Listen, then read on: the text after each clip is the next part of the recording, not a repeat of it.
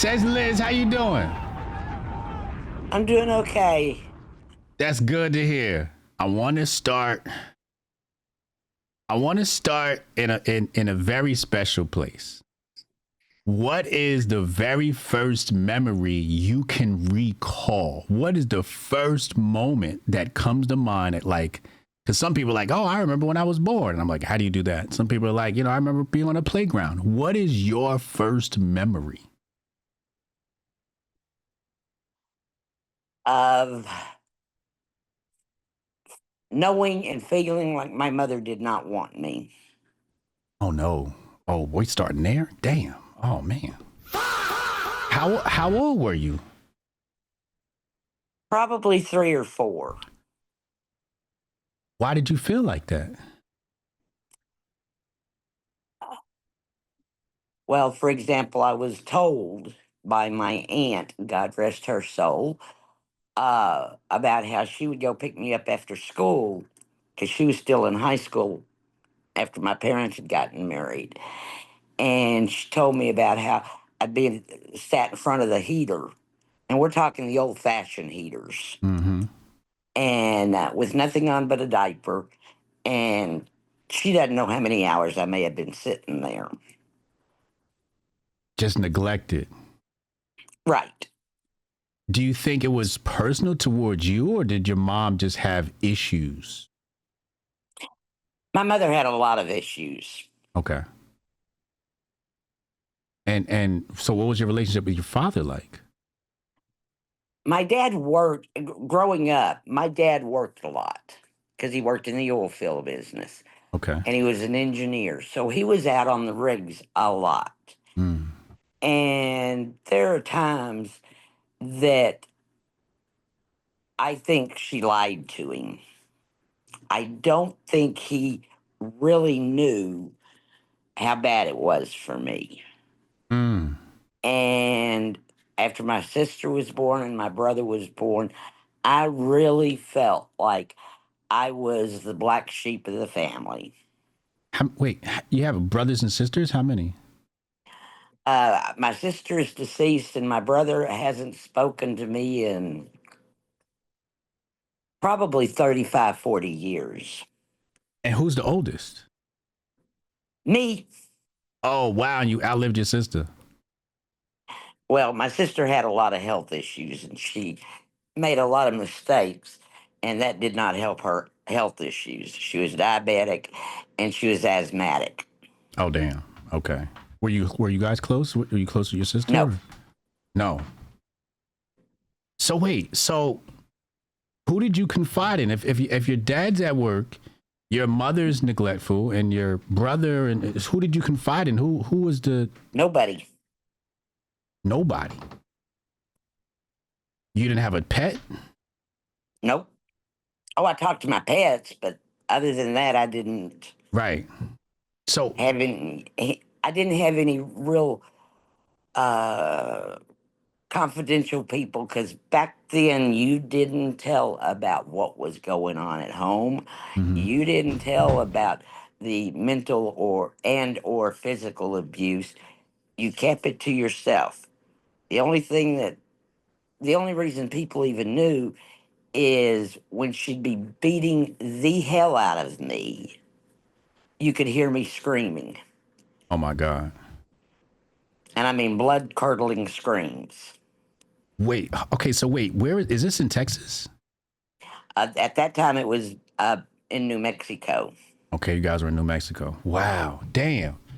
All right. So no friends? You didn't have any friends or anything like No, that? I was not allowed to wear the clothes that were in style. My hair was not in style. And people bullied me at school, and I got bullied at home. So I couldn't win for losing. Oh no. Oh my gosh. So that definitely had an effect on you as you got older. Oh, yes. How did you cope as you got older? Did you run the streets? Were you into drugs? Was you bank robbing or? You know, um,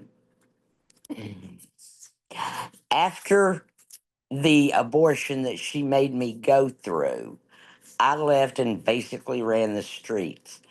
What kept me from committing suicide or doing anything really idiotic was my trust and belief in God. I thank God. Okay, wait. All right, we just jumped a whole bunch of steps really fast, and we got to just back up. Okay, so how old were you when you got pregnant? I was 18. I did not know that there were programs out there that would have helped me uh, go on to college and do the things I wanted to do and I dreamed of doing. And the abortion, I was, what was it, 6.5, 7 months pregnant. Wow, that was late term, Yes, and you were living with your mom then. my mom and my dad. Okay, so you had boyfriends.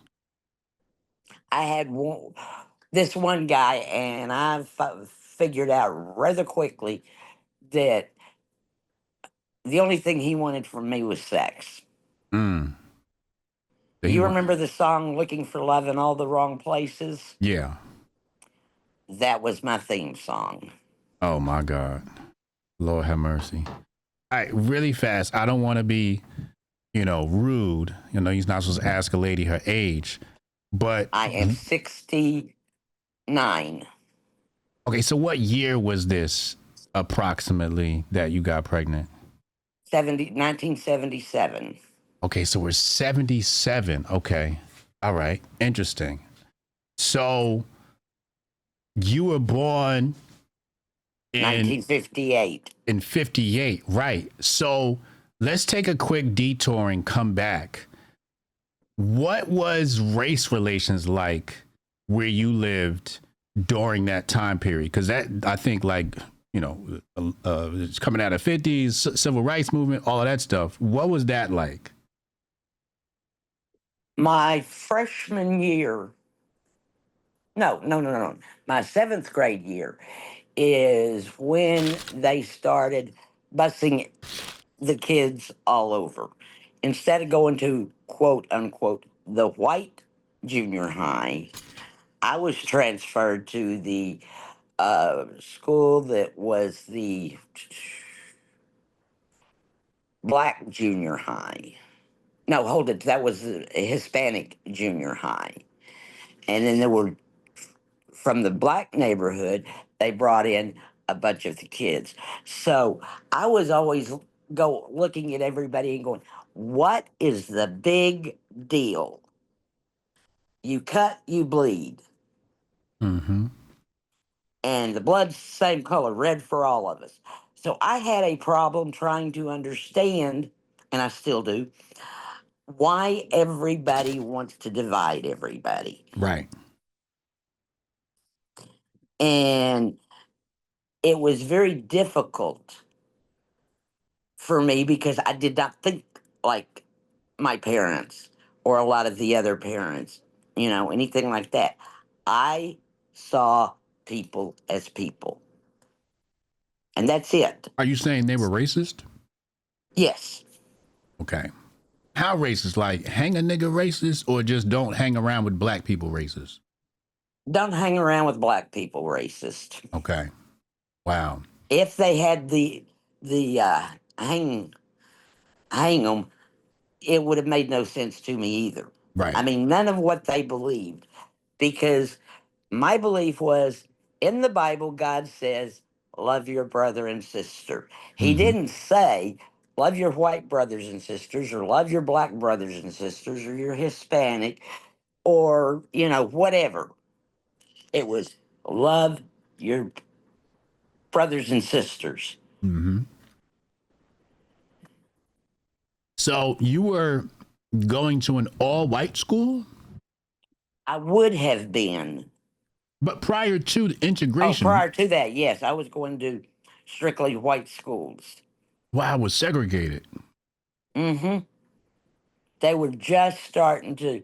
Like I said, my seventh grade year is when they started desegregating us. And I didn't have a problem with it.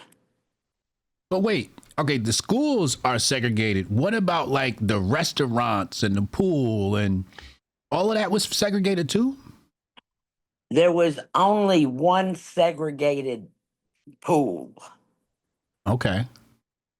The rest of the pools were non-segregated. Did people hang out together? Are you talking about race-wise or? Yeah, race wise. Yes. Really? Wow. Okay. So it seemed like segregation or lack of segregation was a choice. Like it seemed like people were getting along at that time period with races, with some groups of people. Yes. So you had black people partying with white people partying with black people. Yes. If your family was down for that. My parents didn't know a lot of what I did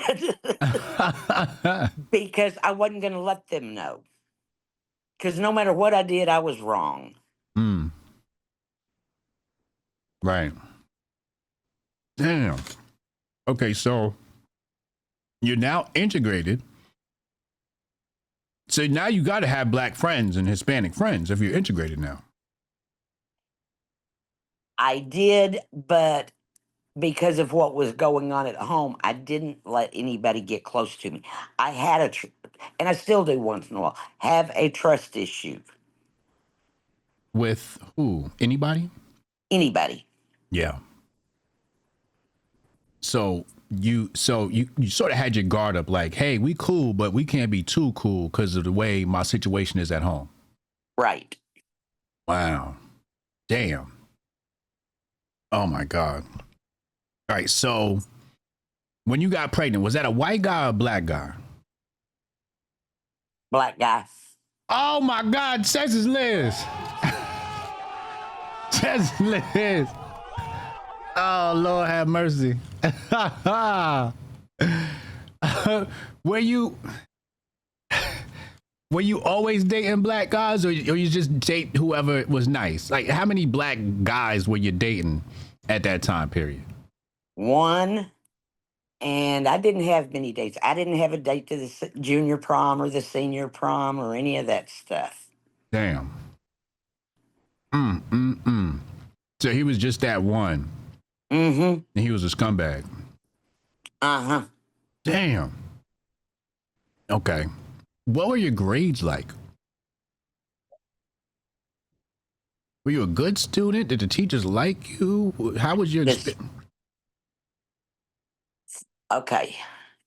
When I was going from 6th grade to 7th grade, I had one of the best 6th grade teachers. Okay. I was in the class of his second class from after graduating from college. Okay. And once he realized what was going on at home, he did not call my mother if I did something wrong. Mm. He also let the junior high, and I didn't know all of this until after I graduated. Okay. He let the junior high know that I was being abused. Okay. And he had put a note in my permanent folder. And if my mother ever asked for that permanent folder, that note was not in there. Mm. Because the teachers all knew that I was actually an AB student, but being with the bullying at home, the bullying at school, and all of that, I just felt like there's nothing I can do right to please them. So why even try? Right. Damn. How did they know you were being abused? Were you just coming to school like with whelps or something like that, or? Well, what I was on my 13th birthday. Okay. And this was in junior high. I had been screaming and screaming and screaming. My mother was beating me with a steel baton. And the next day, from my neck down, all the way to my feet, front and back, I was covered in bruises. Oh my God. Now, since my birthday is in May, in Hobbs, New Mexico, you're not wearing winter clothes at all. Right. And I had to go to school in a turtleneck, long sleeved sweater and jeans. Mm. But there were some of the kids, even though they bullied me, they would hear this and they went to the school counselor. The school counselor then called me into the office, right as the bell was going off for my first period, which was biology. And he saw me the way I was walking. Mm-hmm. So he knew I was in pain, but he wanted to have a nurse, the nurse at the school, strip me down and see how bad it really was. Oh man. And I will never forget this. And I hope nobody takes this uh, in the negative sense in which it could be taken. Okay. She was black as the ace of spades. She came out of that bathroom almost as white as your t-shirt. Mm. And she said, I have never, ever seen a child this beaten. Oh my. Oh my God. So, since they didn't really have child services programs uh, for bad parents, he took me down to the child probation office. Mm-hmm. Well, of course, then the officer called in a woman to look at me, Okay. and she was totally shocked. Well, after he heard all of this from this officer, he said to me, he said, you said today is your 13th birthday. And I said, yep. And he said, well, there's only one thing we can do. You have to file charges against your mother, and then we can take you away. And I looked at him and I said to him, and the judge returns me to her and my dad. She will kill me. Mm. So I said, have you Right. lost your freaking mind? Right. And so he took me back to school knowing there was nothing that could be done. And so I spent the rest of my, until I was 18, uh, life living with her and him. Mm. Oh my God. Is she still alive? No, neither one of them are. I want to beat her ass so bad. Um. Damn, that's crazy, Liz. Oh my God. Chat crying right now. The chat is upset. Okay. So wow, you just fucked my head up, Liz. Didn't mean to. I didn't know what I was getting into when I took this interview on. I wasn't ready for this part. I was not ready for this. Damn, you a strong woman. To still be here? Did you go to therapy at all for this stuff? No. Did you tell Well, you? hold on. When I was in the seventh grade, she would drive me to Seminole, Texas, which is not that far from Hobbs, New Mexico. And, but I never really trusted him. Okay. And so I didn't talk about everything. And because how she did it, only God knows. She would have me being the nutty one. Right. And instead of taking any responsibilities for her actions, it was always my fault. Right. Okay. And that only lasted for about 6, 7 months because then for some reason, and I don't know if this is true or not, he landed up in the psych ward. Who's And he? she would tell me it was my fault, Who, your dad? my mother, Who ended up in the psych ward? the psychiatrist. The psychiatrist ended up in the psych ward? Yep, and it was all my fault. Oh my God. What the hell? What? So she told you that was your fault. Yeah, So she's not only a physical abuser, she's also a mental abuser. yes, Did she abuse your brother or sisters? no. Oh my God. What did your brother do about all of this? What did he say? It was all my fault. So your siblings were against you too? Yes. In fact, one time they threw me up against a rock fireplace. And I got the shit beat out of me for that happening. It was my fault. So your brother and sister jumped you and then Yes. you got in trouble for it? Yes. Oh my God. Oh my goodness. All right. What was the best part, good memories of your childhood? What is the most happiest moment of your childhood? Being able to go to Colorado City and be around my pawpaw. That's grandpa. Mm-hmm. Okay. So what was that, like in the summers you would go there or something? It was the summers, and then uh, Hobbs was not that far from Colorado City. Okay. And so we might go up there every other weekend or something like that.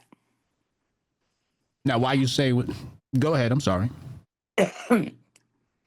I was born weighing 3 pounds. And I was the first grandchild. Mm, And I was 3 days after my papa's birthday. So, as far as he was concerned, I was nothing but a late birthday present. mm. Shout out to Pawpaw.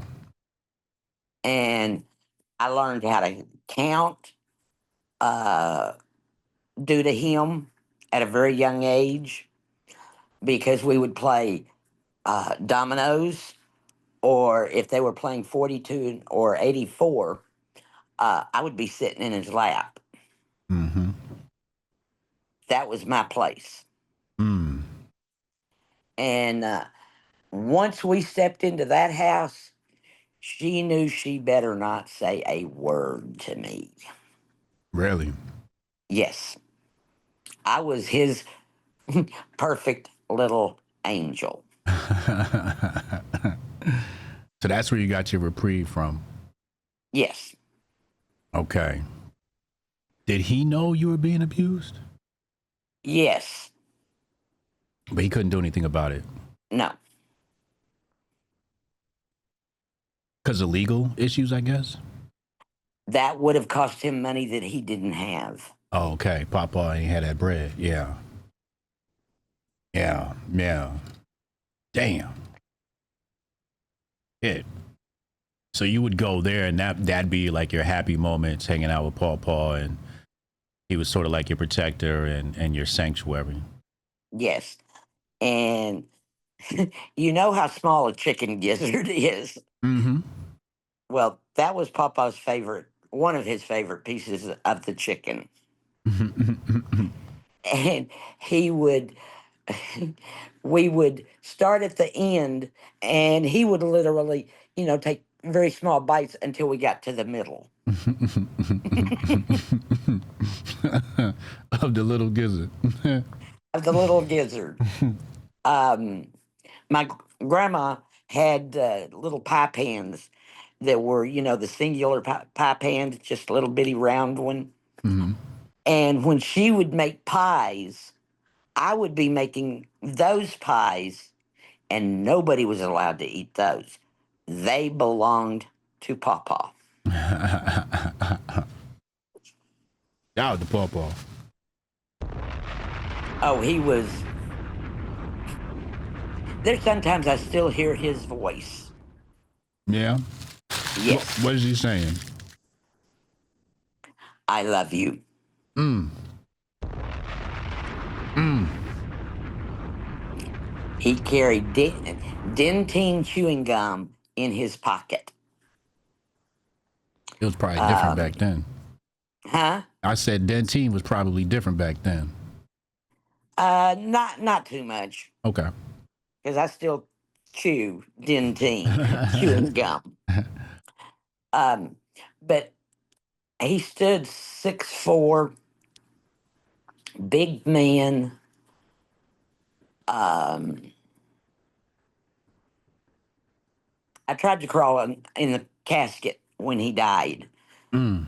I begged him to bury me with him. Mm. Um, he was my everything. Mm. And when we stepped into his house, even if I did something wrong, my grandmother wasn't allowed to say anything. Mm. Mm. Mm. Damn. And I Shout. lost him when I was 10. Oh, I know you were destroyed. Oh, yeah. In fact, and a lot of people think this is crazy, but it's not. It's the truth. He died midnight Texas time. So Grandma got to pick out the date Mm. of what was going to go on the death certificate. Right. And before my Aunt Daisy called my dad, I woke up screaming hysterically. And I hadn't been around a lot of death. And Papa came to see me. Wait, hold on a second. Did you know he passed away? Before my dad got the phone call, You knew. I knew. How'd you know? I don't know. What do you mean he came to see you? His spirit came to see me. You saw him. Yes, Like his physical form.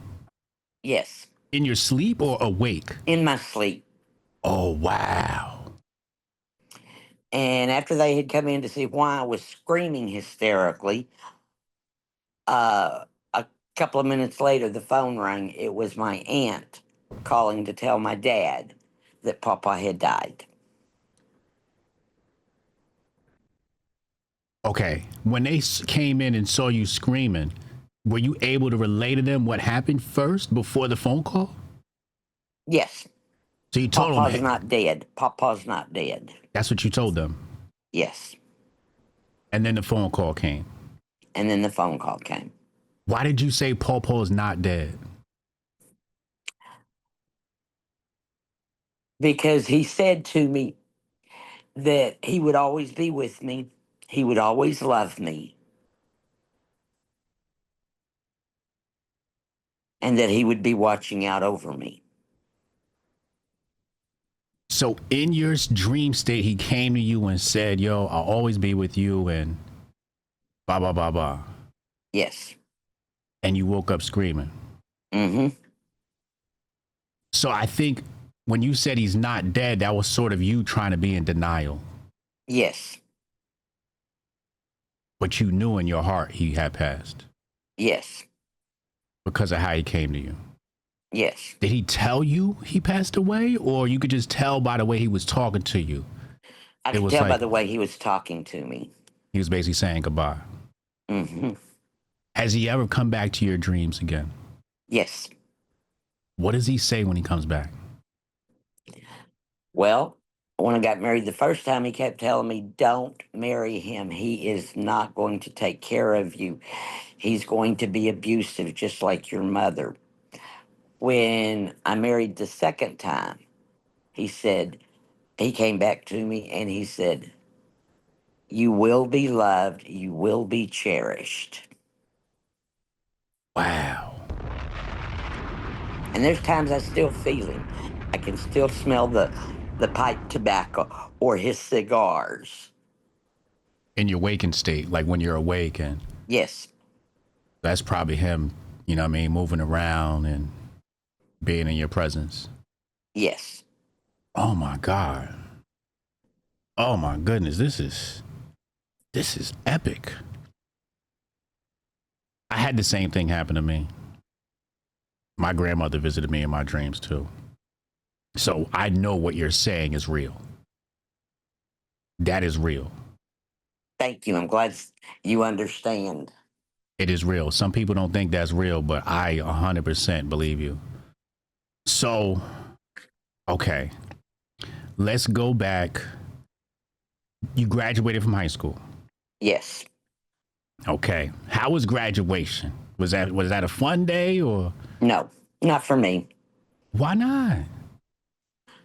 I didn't have any school friends. Everybody's celebrating but you. Mm-hmm. You walked across the stage. Yes, I did walk across the stage to get my diploma.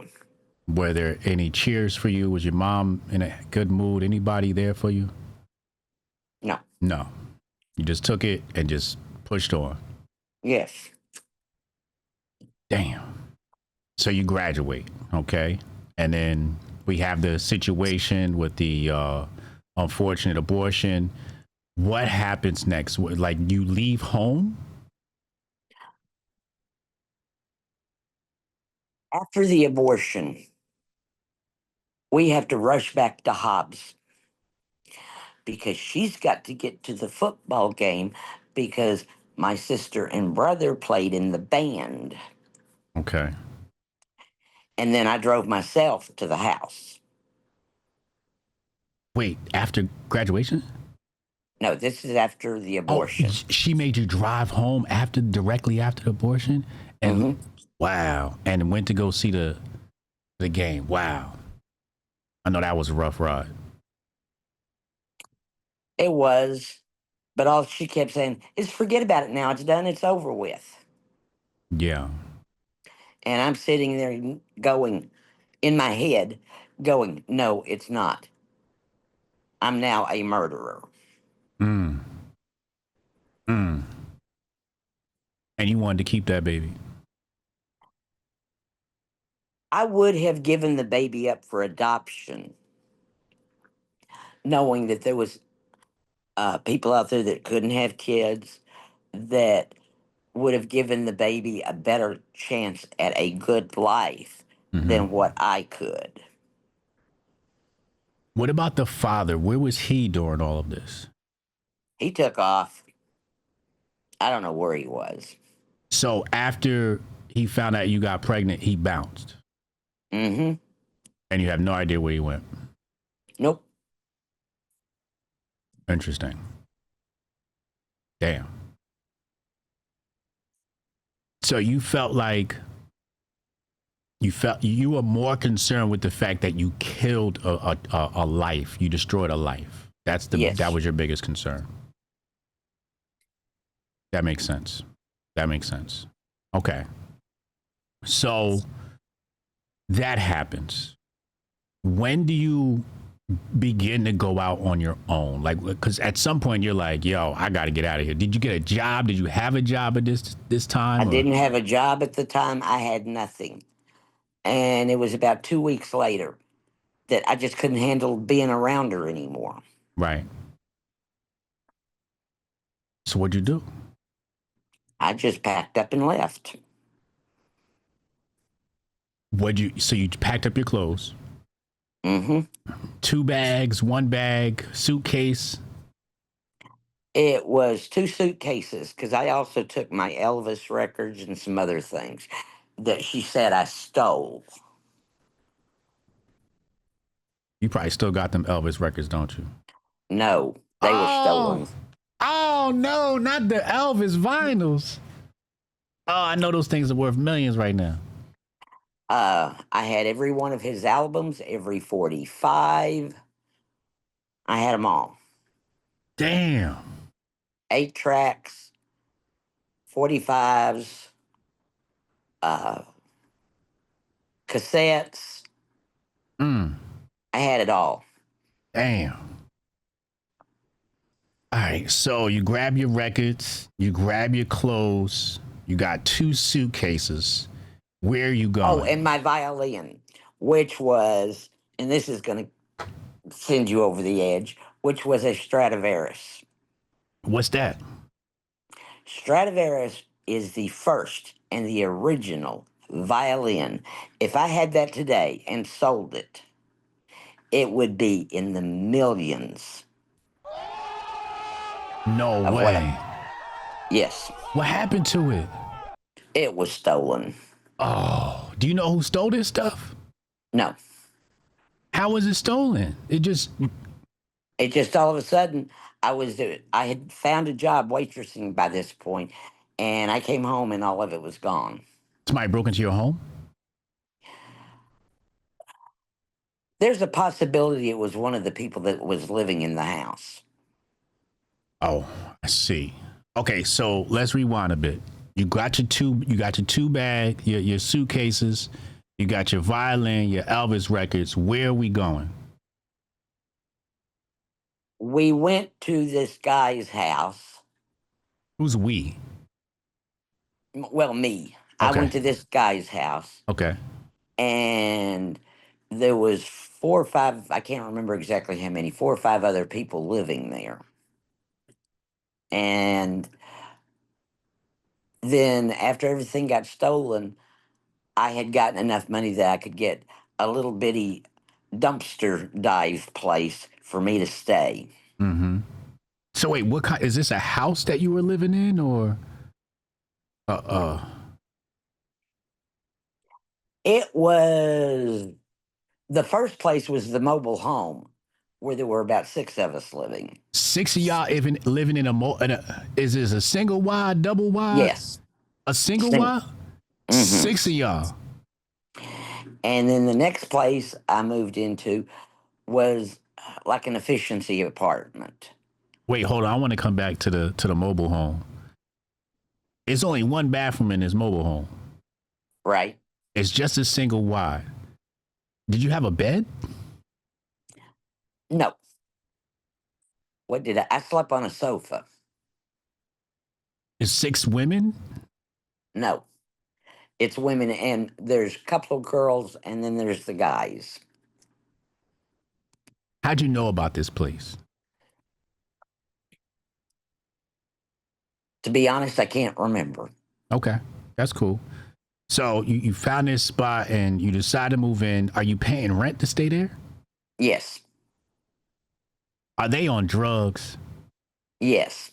What kind of drugs are they on? They were on heroin. Dope was probably popular then. Oh, yeah. Were you on dope? I did pot and I did mushrooms. Okay. Because I had Goldstein on last week. He said he was doing drugs since he was 13. I was like, yeah, damn. Okay. The pot was probably really good back then too. I'm sorry, I got distracted. Yeah, it was. They weren't cutting it with all the crap that they do today. Right. When was the last time you had a little bit of pot? Have you tried the new pot? Yes. You see, you prefer the old pot compared to the new pot? Some of the new stuff that you buy in the stores Mm-hmm. is good. Okay.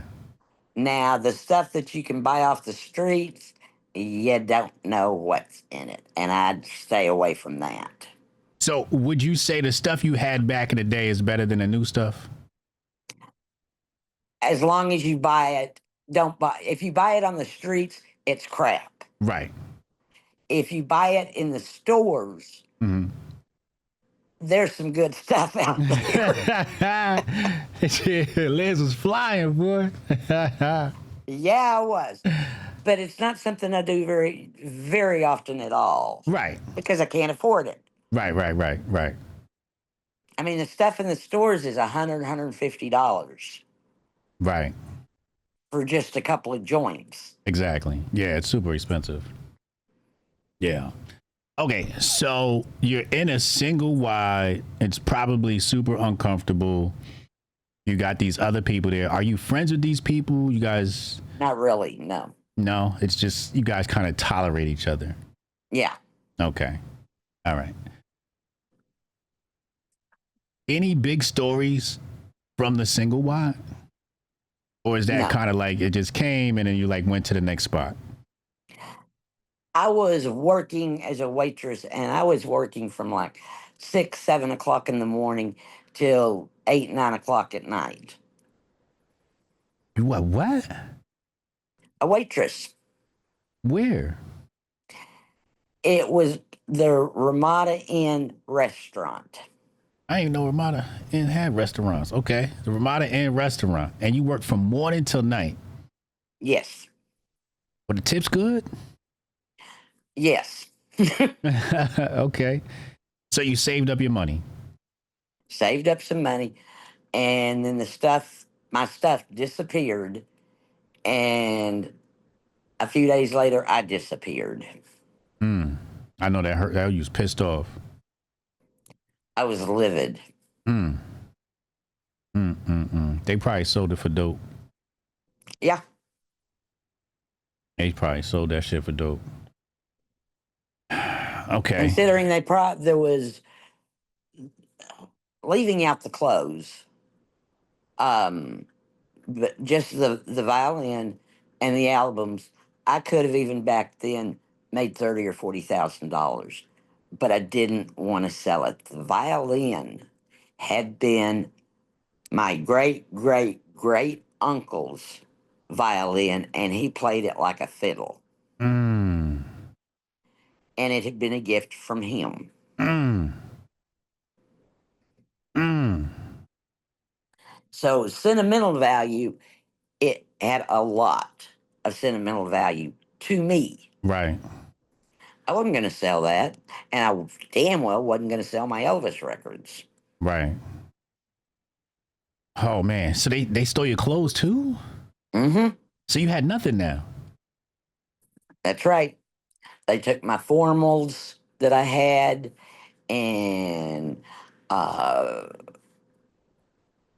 they left jeans and T-shirts, but they took my formals that I had worn at different times. Okay. Oh my God. So now you have nothing, Right. but you've been saving up your money. I had saved up about $300. Okay. And is that in a bank account? Are you holding that cash or I was holding that cash. they didn't get your cash though? No, You keep that on your person. I kept that in my boots that I wore. Right. Right. Did you have a My bank go-go account? boots. Did you wait, what? My go-go boots. What's that? These were brown leather boots that went up above your knee. When you say go go, is that the nighttime ballerina boots? No, So what why do you call them go go boots? because a lot of the girls wore them, uh, and they were very popular, and they just made my legs look sexy. Let's go. All right. So, did you have a bank account? No, Were you thinking of? You weren't even thinking about getting one. You were just probably trying to get by every day. right. Okay. What was your favorite food at this time period? What do you like to eat? Back then, I couldn't afford my favorite foods because it was I've always loved lobster and escargot and things like that. Okay. Yeah. I do love a little bit of lobster every once in a while. Um. Did Oh, you know that a lobster tail has 16 ounces of protein in it? wait. What? A lobster tail has 16 ounces of protein. That's crazy. A lot of protein. But they were so good, I might have especially to. with garlic butter. I might have to add that to my weight gain program. Um. Okay. So you grab your stuff or whatever you have left, I guess. And how do you find this new spot? I heard about it overhearing a conversation with a couple of men. Okay. And you're like, yo, I need a spot to live at. Right. What's this place like? A dump. It's roaches and rats, or how bad was it? Not that It bad. wasn't that bad. Okay. But I mean, doors needed to be replaced. It needed to be painted. This plumbing. The plumbing was Yeah. Yeah. And this is an apartment building? yes. Mm. It wasn't in a good part of town. Okay. So you move there. Hmm. And how are things going at this spot? Then I ended up getting tangled up with some people. Well, the first time that I got arrested, the guy let him know that she doesn't know the car's stolen. She doesn't know the car's stolen. So I got released. Uh, the second time, this is how stupid I was. Uh, I, Johnny Lavash had gotten a message to me that if I didn't take the rap on this truck theft, which could have been grand theft auto, but they knew that I didn't do it. They couldn't find my fingerprints or any evidence really to prove that I had done it. Right. But I stood up the at the court proceedings and said I did it, and I got 90 days. Oh, they went light. Yeah. So wait, what happened? Wait. The first what so what happened with the what were you guys were stealing cars? No, he was. So Donnie stole the first car? No, the first car was just from a friend had stolen it. Saw me at Bob's Big Boy, and he says, "Let's go for a ride." And I said, "Okay." And I thought he'd borrowed it from like a friend or something. Okay. And then we got pulled over by the cops, and I'm going, "What in the hell is going on here?" And the female cop um, was a royal bitch. Um, she wouldn't listen. Hmm. And she put those handcuffs on me so hard that they hurt. Yeah, I know what that's like. And I didn't get any time on that one at all. I mean, I think I was in jail for about 3 days. Okay. Then you got released. Then I got released. Donnie, whom I was in a relationship with, if you can call it a relationship, Was he black? no, Was the first guy black? yes, Okay. I just want to know, how bad black people was back then. I just want to get in the clear. Yeah. just want not all of them were bad people. I'm going to say that right now. to. I mean, I met some that went to the junior college, and they were great. Okay. Those guys were a blast. Okay. Um, but they were just friends. Right. Right. Okay. I mean, they were in their early 20s, and they basically like dating girls closer to their own age. Okay. And I was just 18. So they wanted to date the girls so that they could get into the bars. Right, right. And, but they were nice to me. Okay. Okay. They'd call me up and say, "What are you doing?" "Nothing." And then they'd say, "Well, we're going to go do such and such, go out to the lake, or going to go to Carlsbad, or going to go do something." And they'd call me just to have me tag along. Really? And yes, Black men.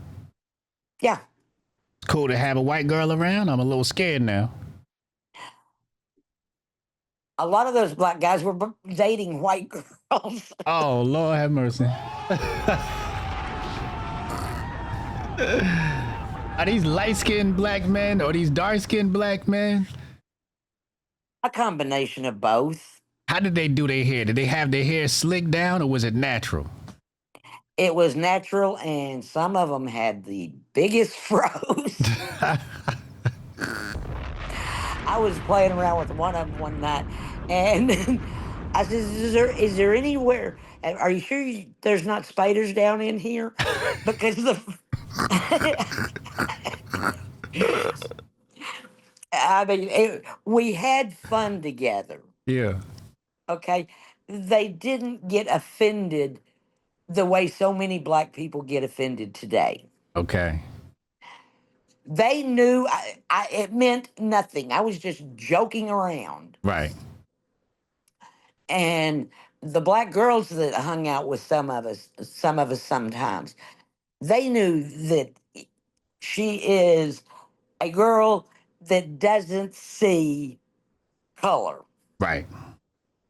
Okay. Mm-hmm.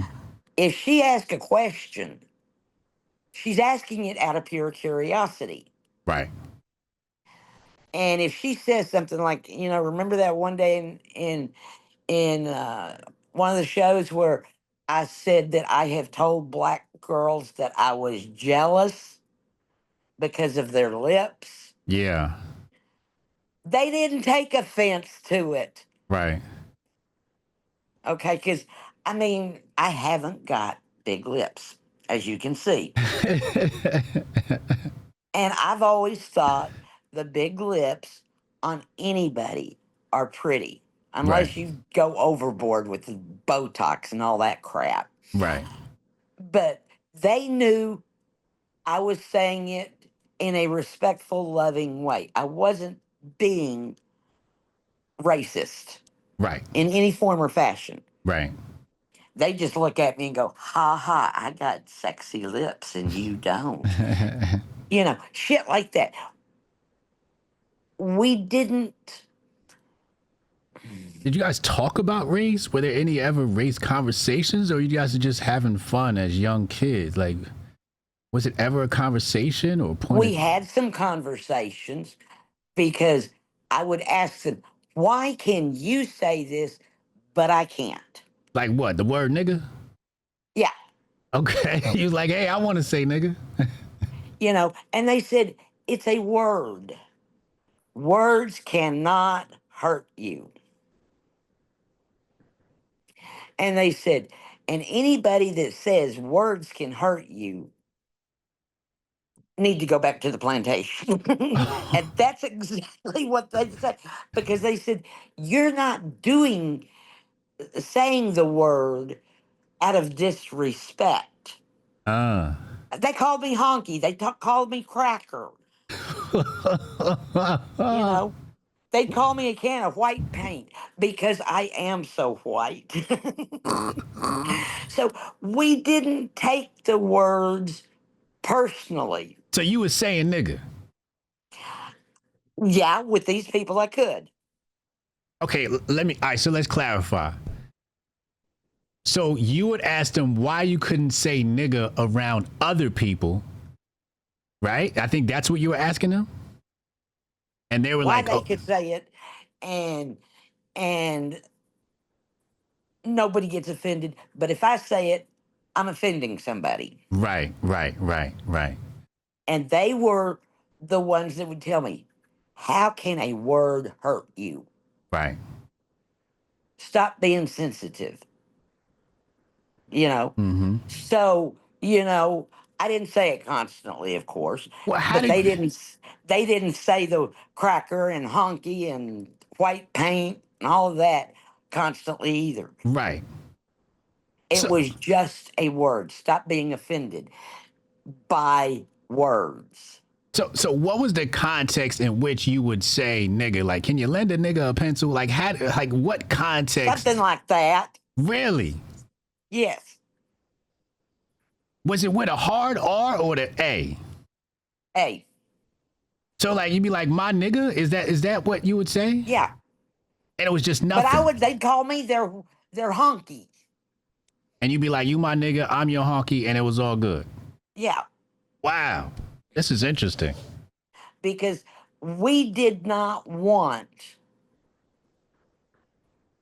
to be distinguished by our color. Mm-hmm. Uh, we even had, I mean, we had this one girl came into the group and she ended up getting kicked out of the group because she was so offended that they would allow me, a honky fucking bitch, say the word. Was she light skinned? Medium. Okay. She university educated? She was at the junior college. Mm-hmm. Okay. Okay. And they were like, yo, you gotta get out of here. You corny. You killing the mood. Yeah. Wow. And what'd she say? Did she call them coons or something like that? Yeah. Damn. You a coon. As well as the Uncle Tom. I used to yell some Uncle Tom's and coons. You know, and we didn't want a division over a word. Right. Yeah. Yeah. It totally makes We sense. wanted to have fun. Right. So what would you do by the lake? Y'all just smoke pot, kick it, play some music, just chill. Yeah. Or we'd go, if we went into Carlsbad, we'd be out at the beach, a Right. man-made beach that was off the Pecos River. Mm. And it was a beautiful beach. I mean, the homes on that beach were very wealthy people. Okay. They'd have their boats and everything else docked out there. And they'd take us skiing or um, just take us in the boat, riding up and down the Pecos River. And at Christmas time, they'd take us and we'd just be going up and down because of the Christmas decorations and everything. So a white person in a boat would take a white girl and black kids on this boat ride? Yeah, we just get, we knew a few of the people that lived on this up and down the lake. Yeah. And we'd call them, say, are y'all going to take the boat out this evening or this morning or whatever? And just all climb in. Wow. That's beautiful. That's beautiful. Did anybody ever call you like a nigger lover or anything at this time? Or why are you hanging out with the coloreds? If they did, I don't remember it because I didn't care. Right.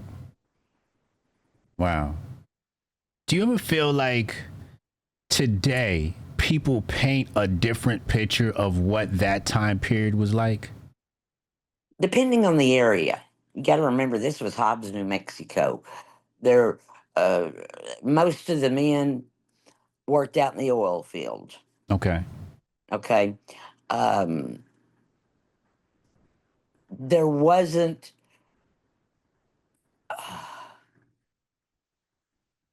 If there was a fight between, say, some white kids, Hispanic kids, or black kids, it was fist fights. There wasn't any of this pulling knives.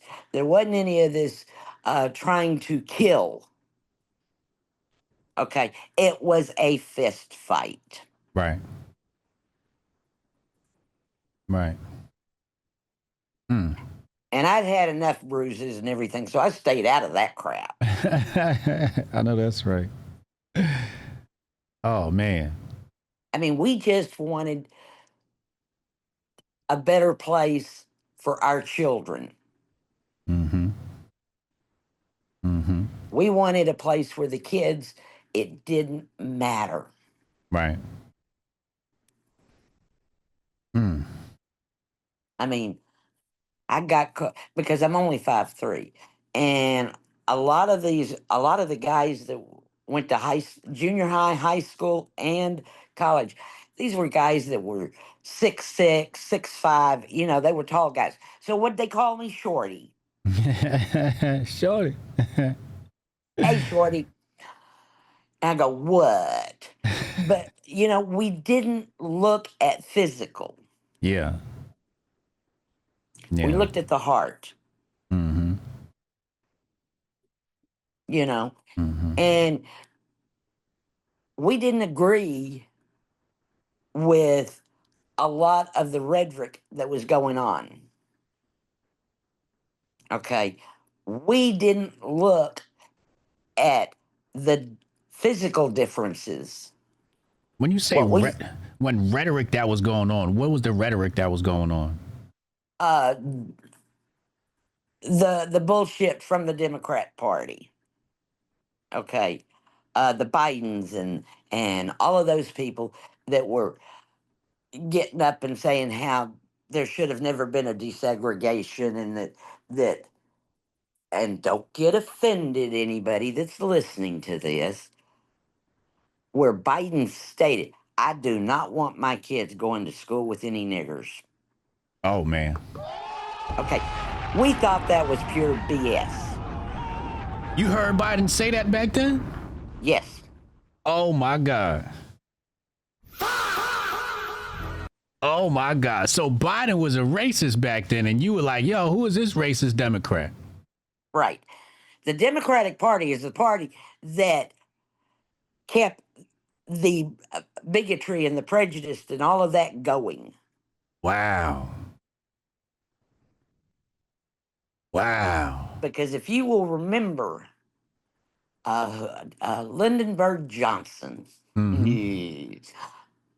he said, we will get the niggers voting Democrat for the rest of their lives and be able to control them. Oh. Oh. And you was around back then when they said that. Oh, yeah. With your black friends. We would just throw things at the TV. Mm. That's wild. We all loved Martin Luther King, Mm-hmm. okay, because he was for peace and he was for freedom for all. Right. We had a little bit of problem with Malcolm X because he didn't like whites, Okay. which was his opinion. We just weren't going to fall for it. Got you. More division. Right. Mm-hmm. He was trying to cause division and succeeded, whereas Martin Luther King, he may have been a whore dog, he may have cheated on his wife and everything else, but he was not preaching Right. segregation, division. He was preaching, let's all live together in peace, love each other, respect each other, accept each other. Right. Yeah. And I've been that way all my life. I Mm-hmm. don't give a damn about your color. I give a damn about what's in your heart. Mm-hmm. And a lot of that may have to do with the fact I know what it's like to be abused. I know what it's like to not be wanted. I know what it's like to not be accepted. Okay. So I said, no, I'm not going down that road. Mm-hmm. God said, love everybody. Right. Okay. And that's how I've built my life. I don't care. I want people to love each other, respect each other, and try to be supportive of each other. Right. You know, I've seen too much in my life of, well, I'm going to use you as an example. You're a very, very successful black man, Thank you. and you've probably come a long way Mm-hmm. in your career. Yeah. There's people that would be jealous of you Right. on both sides, white, black, Hispanic, whatever. Yep. I'm not jealous. Mm. I'm happy for you. I appreciate that, Liz. And so, like when I've left, I've left a message to you in DM telling you, I love you. I saw you on Gutfield. Whatever. I'm happy for you. Yeah. I may be living on $1,800 a month, and you may be living on, and I'm just throwing out a figure here, $20,000 a month is what your bills are. But I don't care. Yeah. It's your heart that matters most to me. Right. You know, Yep. Yep. Yeah. Well, I love you, and the chat love you too, Liz. You always got a home here in Hotepistan. thank you. We got your back. Absolutely. Well,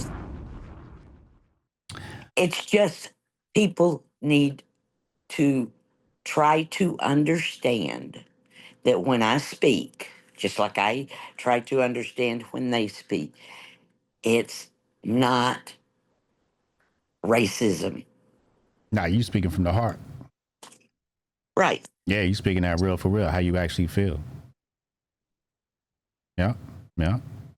So, all right, let's cover some bases here. So you and your friends are seeing racist Democrats on your screen. Mm-hmm. And you guys are living through this time period and Democrats are racist. How was that when later on you see the flip and they're like trying to be black people's friends? What's going through your mind? Are you like, yo, nah, y'all are racist? Did you see the switch? And when did that switch happen? I saw that switch happen from the get-go. Did you? Okay. And I didn't like it. Plus, I studied world history. Okay. And because of the fact that I took honors courses, I know a lot more about it than what people knew. Okay. And I'm trying to figure out how to say this where I don't offend anybody. Offend, our community is not soft. Say it. I am sick and tired of black people trying to blame white people Okay. in a general manner. Okay. Because it was not me Yeah. that talks like the damn, what I call them now, communist. Mm-hmm.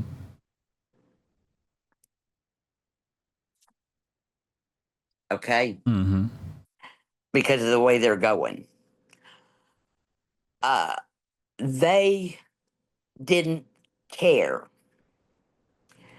Now, I'm not saying what they did was right, and I'm not saying what they did was wrong. It was totally wrong. Okay? Mm-hmm. But like yourself, you are successful financially, you are successful emotionally, you have become successful even on TV, and I'm waiting for the day you got your own newscast on TV. And I will be one of them sitting here going, I remember when he was doing this, this, and this. Uh-huh. What I'm tired of is I know that the slavery was hard, but let me ask you something. What about the Jews? They were in slavery for 100 years. Uh Okay? oh. They've had to get over it. Uh oh. Okay? There's good Jews and there's bad Jews. What I would like to see happen is stop playing the blame game. Okay. If you're not successful, okay, maybe it's your fault Mm. because you've listened to the Democratic Party. Mm. Maybe it's your fault that you have helped vote them in and keep them in office. Mm. Okay, so stop the pity party and say, I'm going to make a success of myself because I want it, not for any other reason. Mm-hmm. I know what I'm going to do. I know the internet is going to help me. I'm going to learn about it. I'm going to get into radio. I'm going to get into, maybe their goal is to become a successful newscaster. Mm-hmm. Okay, leaving out Don Lemons, and, and I'm going to do whatever it takes for me to learn. Right. Look at what Ben Carson accomplished. Yeah. He had a mama that could not read or write, Mm-hmm. but he is a doctor and his brother's an engineer. Mm-hmm.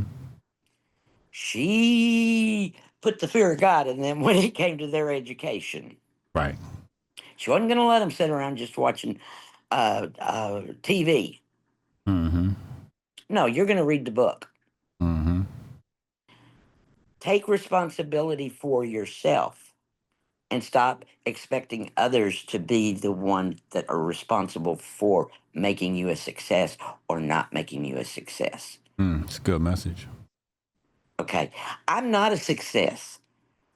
By the time the internet and crypto and all of that stuff came in, I was already in my late 50s. Mm. Okay, and because I do have a felony record, it was very difficult for me to find a great paying job. Whose fault is that? Mine. It's not anybody else's. Mm-hmm. So It's my fault. let's do a bit of rewind. I want to get back into the Texas Liz, the legend of Texas Liz. Let's go to the second car theft. Would you say his name was Donnie? Yep. You didn't like him too much. So what happened with that car theft? Walk me through that story. We took the truck because it was a truck all over the country, all over Arkansas, Texas, New Mexico. I think we went into Colorado. I don't remember all the places we went. Mm-hmm. And as usual, Donnie was being an ass. Mm-hmm. And so I got on a bus and I went back to Hobbs. And they found him and his buddy's wife or girlfriend, whatever she was. And of course, all three of them are turning on me. Mm. When they got back, somehow Donnie got a letter out to me, and I don't know how he did it. Because you know that they read your mail if you're mailing out a letter Okay.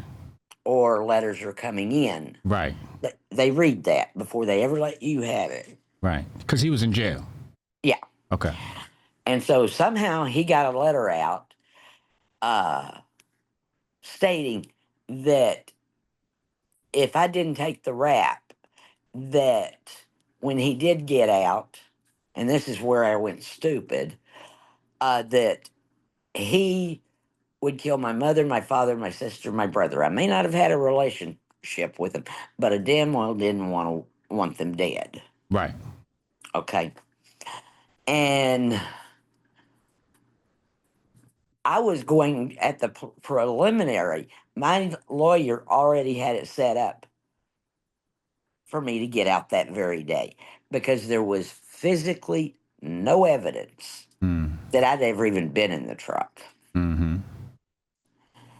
But because of his threat and not realizing, he's up for the big bitch, he ain't coming out.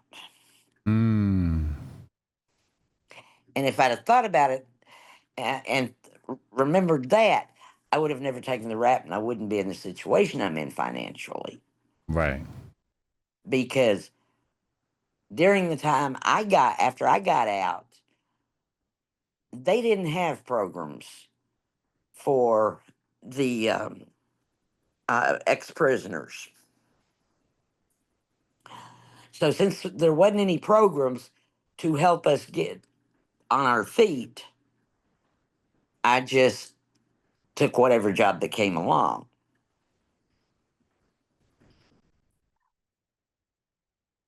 So you said you did 90 days. Uh, that was the second time. The third time, I was supposed to do 2 to 10. Got out after a year and a half, and was supposed to do 5 years parole. Got off of that after a year Wait, why'd you go to prison for a year and a half? because of the stolen truck. The Donnie's stolen truck. Right. Oh, damn. So you went to actual penitentiary. Yes. And you can check back in 1970, I think it was 78, and you can see the riot that went on in New Mexico State Prison. And it was a bloodbath. What do you mean? You were there? Yes. New Mexico. I'm about to Google it right now.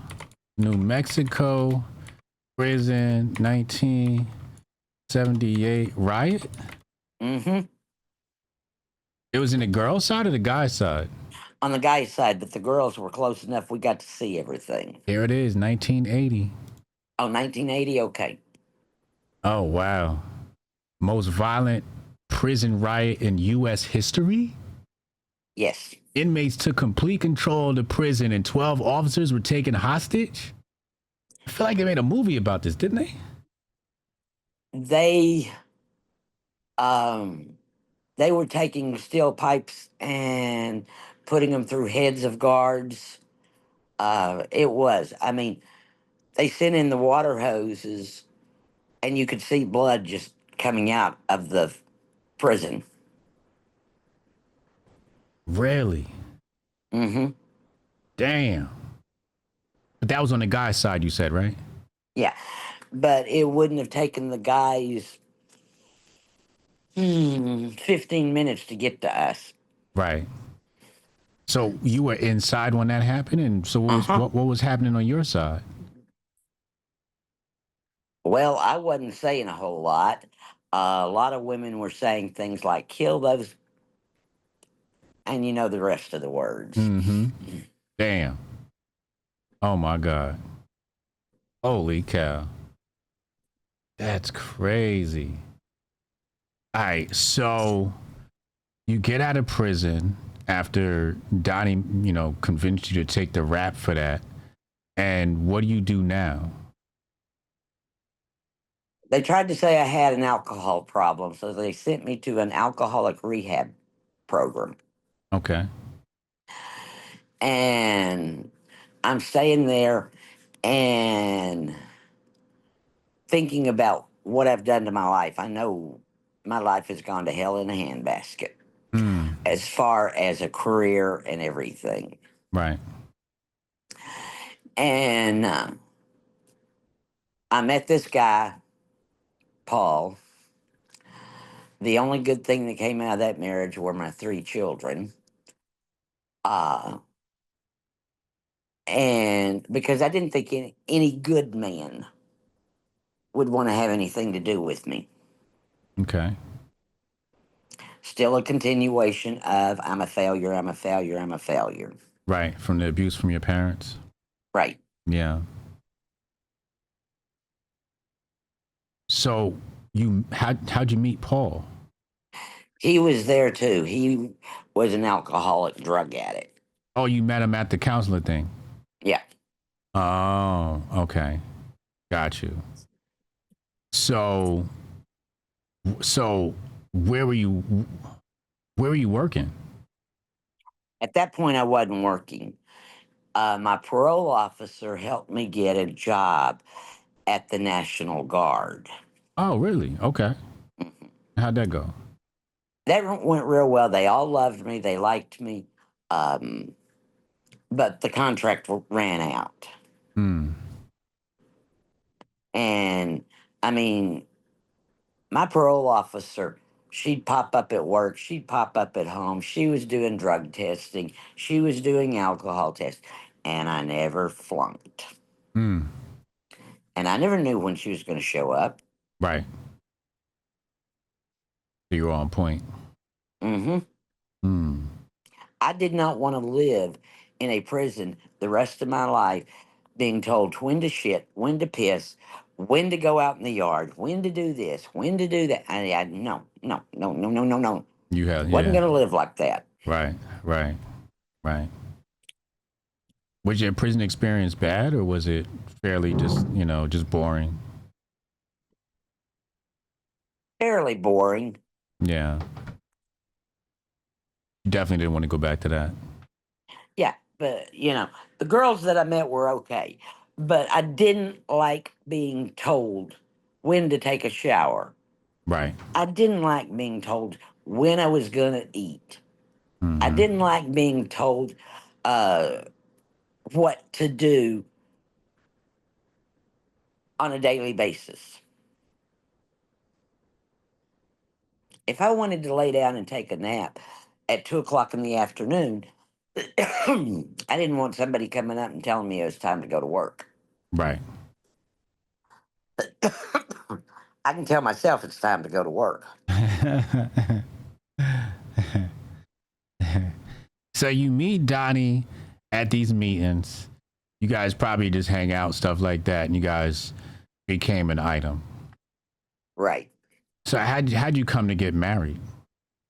It wasn't Donnie that I married. We never married.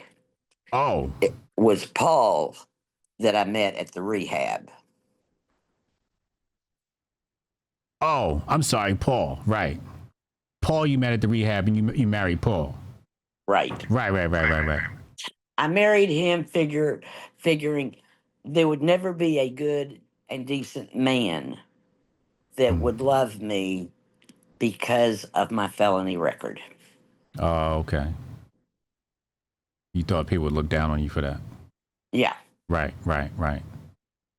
So you basically said, I'm going to settle for Paul, Right. and your grandfather warned you. Yes. Was this the night of the wedding, or when you met Paul, or When we started dating. and you didn't take heed? Right. Mm. Why not? Because I honestly believed, I mean, you come from an abusive environment Mm-hmm. and being put down constantly, you don't think you'll ever be good enough for a good man. Yeah. So like low self-esteem. Low self esteem and why asking God, why can't you just bring me home to heaven? Hmm. But you have 3 kids. I do now. Well, I've got 2 of them now. My son, and I'll go into that later, committed suicide. But once I had my oldest daughter, I was fighting to try to protect her and myself. And then the other two came along. Protect him from what? Paul, What was Paul doing? my mother all over again, except he was an alcoholic and a drug addict. Oh, damn. What kind of drugs was he doing? Downers. Damn. Hmm. Hmm. Damn. So, how do you get away from Paul?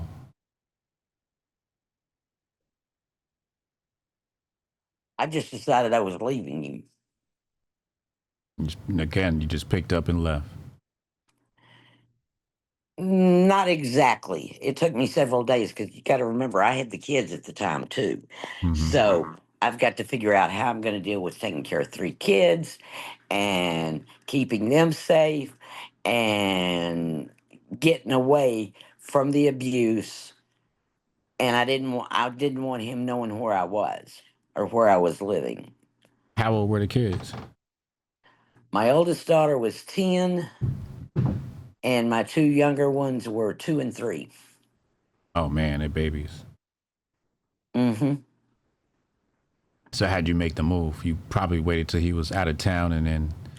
And he didn't go out of town. He only worked as a school janitor.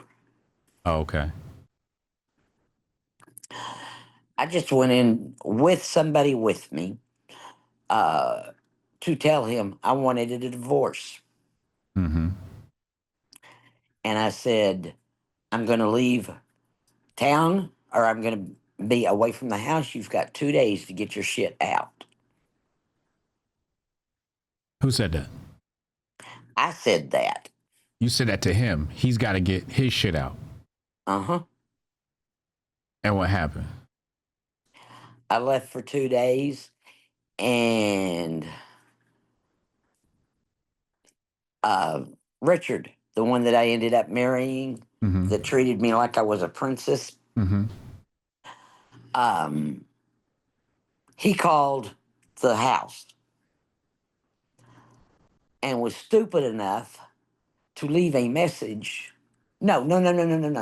I had gone to Albuquerque to look for a job. Okay. Okay, I wanted out of Santa Fe. I knew I would never be safe in Santa Fe. He had family members that were cops and judges and all this other crap. Okay. And so I went to Albuquerque, Mm-hmm. and I came in from work one night, and I was working 2 jobs. And because the original plan was for me to stay with Richard until I got enough money to be able to quit one job and get a place of my own and everything else. And I told Richard that Paul had called me at my daytime job. Okay. And he had. And he told me the kids weren't eating, weren't sleeping, or anything else. And so I told him, I says, have them at Mama Velma's, uh, which was a lady that lived across the street from us. God, I miss her. And she, and I'd call them there that night. Well, I got back to the house that night, told all of this to Richard. He says, well, call them. So I called the kids and I talked to Jose and Paula and Patrick, told them I love them dearly, that everything was going to be okay. Just give Mama a little bit of time. Mm-hmm. Then Paul gets on the phone and I'm trying to get him to put the kids back on. And he's calling me a slut and a whore and a lesbian and, all this stuff. Mm-hmm. Well, Richard wanted me to hang up on him. And since I wouldn't, because I was still trying to talk to the kids, um, Richard got up and walked outside out in the backyard. And after I finally hung up on him because he wasn't putting my kids back on the phone, uh, I walked out in the backyard and I told him, I says, I'm off the phone. I hung up on him. He wouldn't put the kids back on. And I came back in the house and I fixed me a bourbon and Coke. And I sat out on the sofa. And Richard said, I can't tell you that I love you, but I can tell you that I love having you here with me. Hmm. And he said, just give us a little time and we will get the kids home. Okay. And we moved the kids in with us, and I became a stay at home mom for the first time since my children were born. Hmm. And I spent my time being involved in PTA. I spent my time doing things at the school, along with getting to go shopping and all of that, something I had never got to do. Right. Well,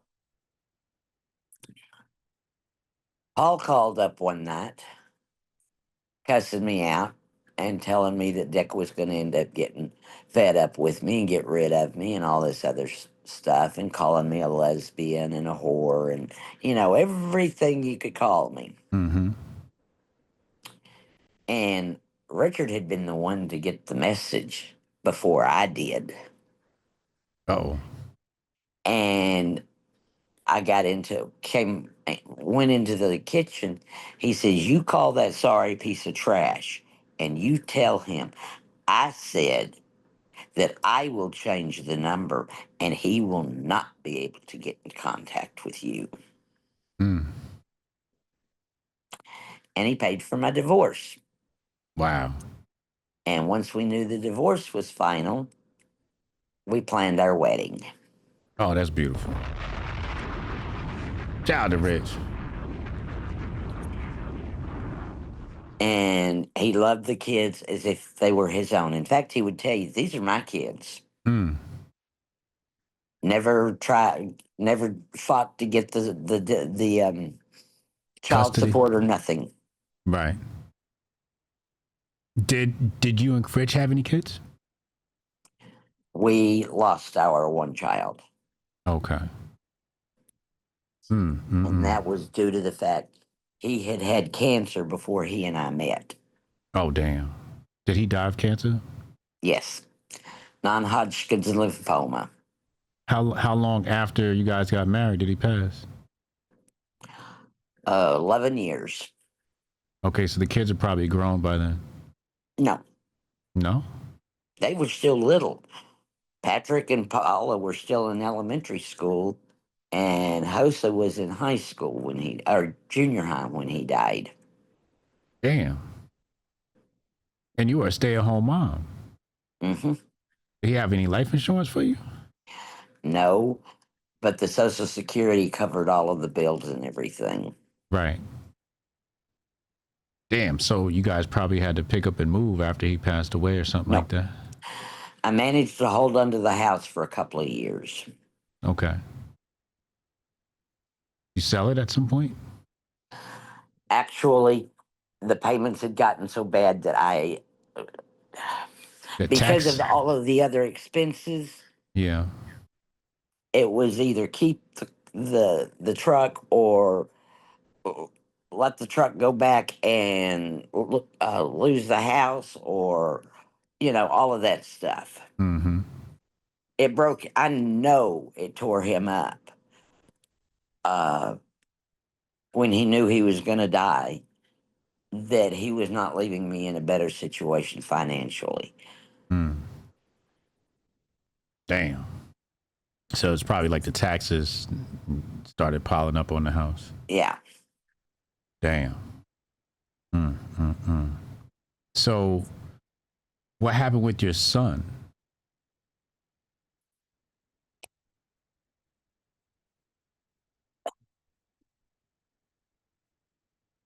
Patrick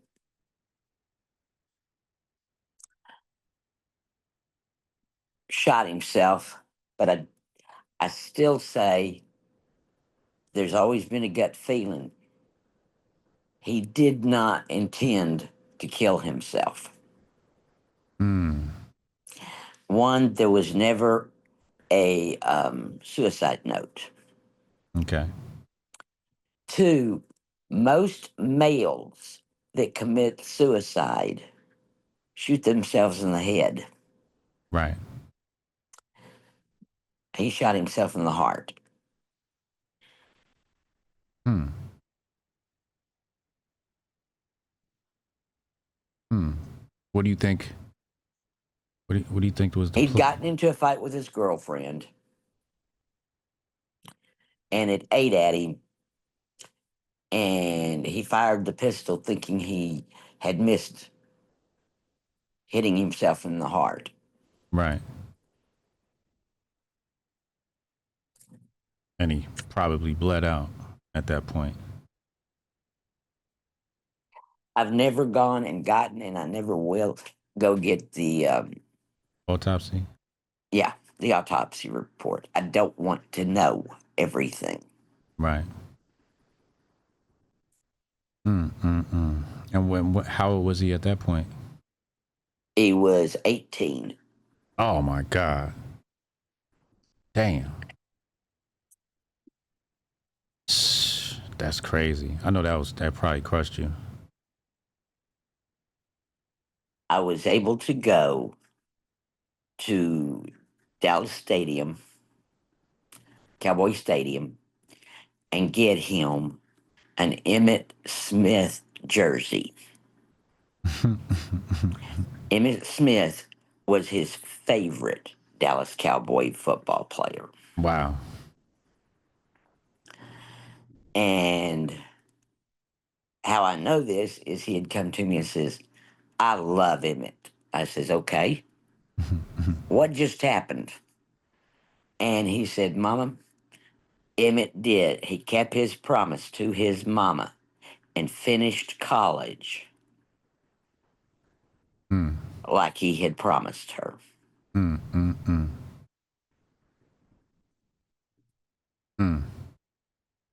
So when'd you get him the jersey? He's buried in the jersey. Oh wow. Oh wow. Insane. Wow. Because that's the reason I wanted the Emmett Smith jersey. Right. Mm. So what's going on with the other kids? My oldest daughter is a communist. She is the bitch from hell to Oh deal my. with. Um, she thinks she knows everything about everything when she didn't even graduate from high school. Oh Lord have mercy. And I tried. I tried. My youngest daughter, her from her first relationship, her second son, third child, but second son, uh, is in his senior year of high school. And then she's got the baby who is 10 months old now. And her daughter, my granddaughter, uh, this past May, got her master's degree in business and finance. Shout out to that. And was this the last year she was in school, she was also taking care of her daughter. Mm. Damn. Mm. So her three oldest have graduated from high school, and we've got one more. And I just hope I'm alive when he graduates from high school. Oh, so she got 4. She's got 4 kids altogether. Okay, cool. So what's up with the communists? Oh, transgender is not. Uh, there's nothing wrong with that. And you should accept them for what they are. And you have to accept everybody else. And she thinks that free health care for everybody is going to be free. And she thinks that she should get money from the rich. It should be taken away from them. Hmm. Where'd she get these ideas from? To hell if I know. Because you know she didn't get them from me. Now, I got to give a little pushback there. You know, you grew up during the civil rights era and, you know, black folks and equality. You don't think, you know, the trans people need a little bit of equality? Or you don't think? Okay. Do you want to have people telling you about their sex life all the time? No. Do you want a first grader, kindergarten, second grader being talked about their sex? No. Okay. Hell no. What you do in the privacy of your own house is your business. I don't want you teaching my children, my grandchildren, my great grandchildren about sex. I didn't know a damn thing about sex until I was much older. Mm-hmm. Mm-hmm. Okay. I didn't care about it. I wanted to be outside playing. I wanted, you know, it never dawned on any of us anything about sex. Right. We were watching shows like I Love Lucy, and Ricky and Lucy were sleeping in separate beds. We didn't think about, well, how did she end up pregnant with little Ricky? Mm.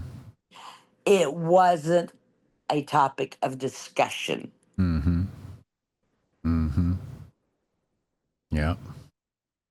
You know, we weren't the rainbow flag. Take that rainbow flag and give it back to us Christians, because the rainbow actually represents uh, the fact that God will never destroy the earth by water again. Okay. That's what the rainbow flag stands for. Mm. It has nothing to do with your sex. I've got friends that are gay. I don't care. We don't discuss their sex life. Right. We don't discuss how I need to change and be gay. Mm-hmm. We just leave that alone. Right. Right. It's not a major issue for us to be friends. Mm-hmm. The gay pride, or the gay pride parade. Okay, we didn't have Nick. I've been to those early on. Okay, and there wasn't a bunch of men running around naked showing their penis.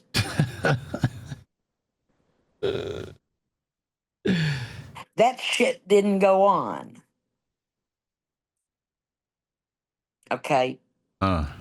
sex, keep it in your house. Right. Don't bring it to the street. Mm-hmm.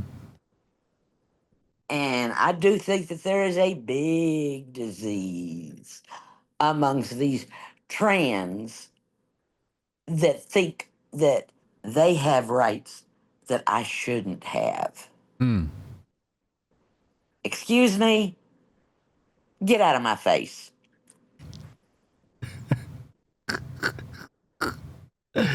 But don't you think they should be able to play in the WNBA? Hell no.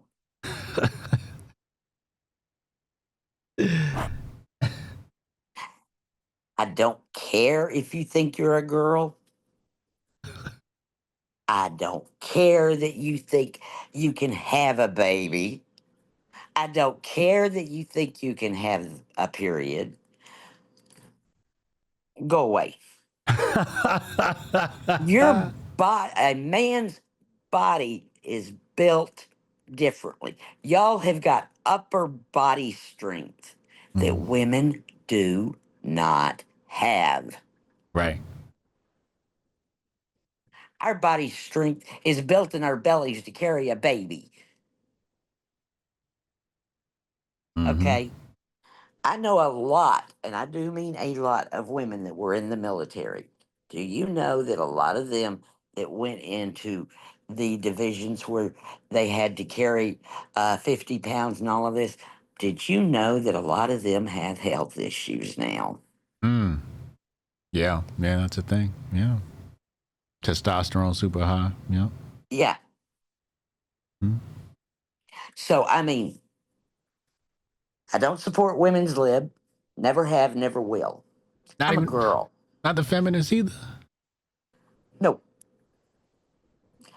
I love it when a man opens the door for me.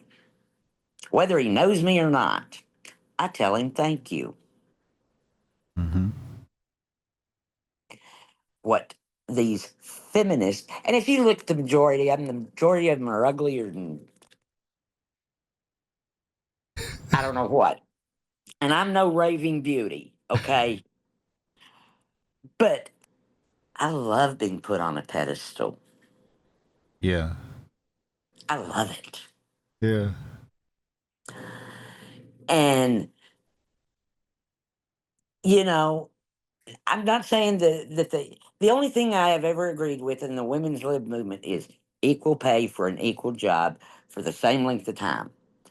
If there's a man and a woman that's doing this exact same job, doing it, both are successful at it, equal pay. Other than that, the rest of that crap can go to hell. I could have gotten Richard back before we started dating on sexual harassment.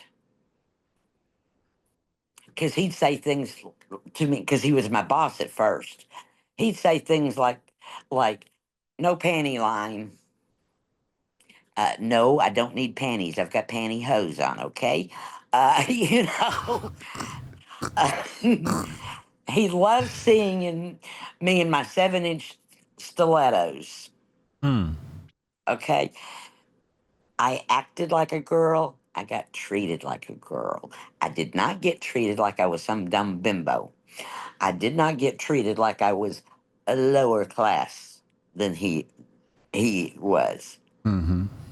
We girls have more power than what most of these women even know. Talk about it. Okay? So get off your high horse and stop this bullshit, and you'll find out the alpha males will be back. And the alpha males are not going to look at you.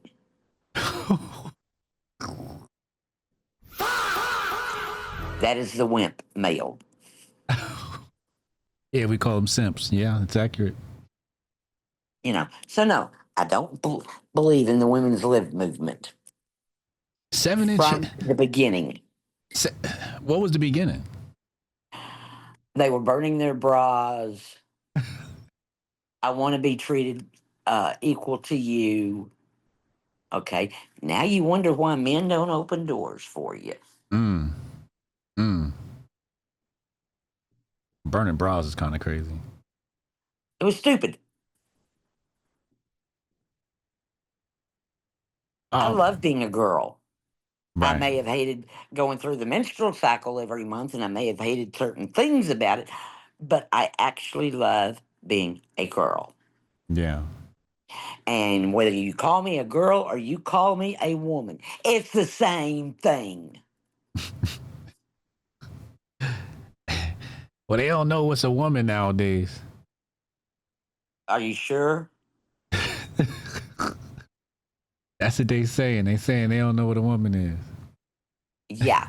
Like a man can carry a baby for 9 months. Would you please tell me exactly where that baby's going to pop out of? The ass?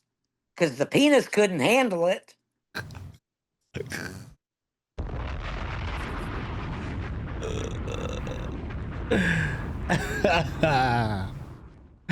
This is why I love Liz. She keep it real. She keep it so real. Now, Liz, I gotta ask. 7-inch heels? What was that?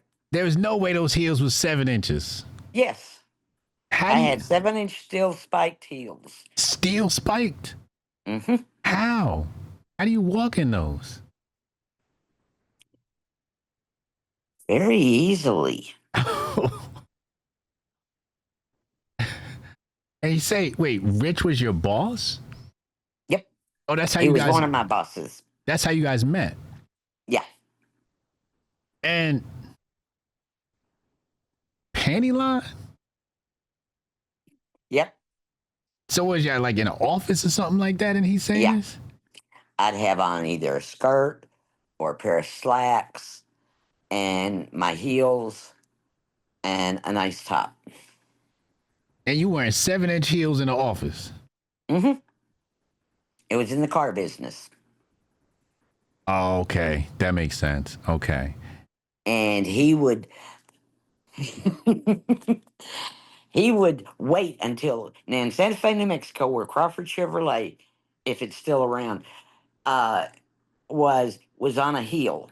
Mm-hmm. He'd wait until I got out there, way out there, because I may be looking for a specific car, because I was secondary finance director.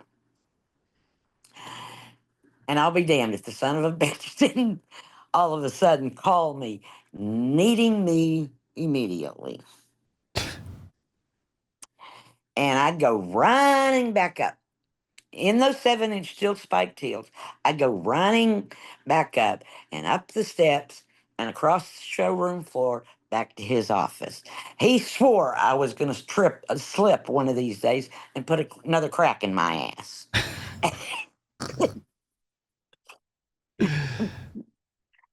I mean, he paged me for no reason. And he was sexually harassing you? That's what the women's lib movement would say. What would you say it was? He was flirting with me. And you liked it? Oh, yeah.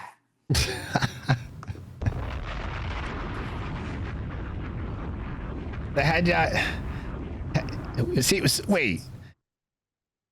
You ain't got no panties on? By then, y'all had to be dating, but by the time he said you ain't got no drawers on.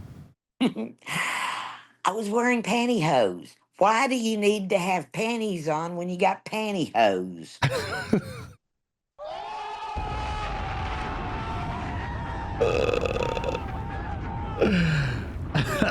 I don't know. I'm a man, so here go Lauren. Lauren said facts. Thank you, Lauren. So at that moment when he's talking about your draws, y'all had to have gotten on a date by then. No.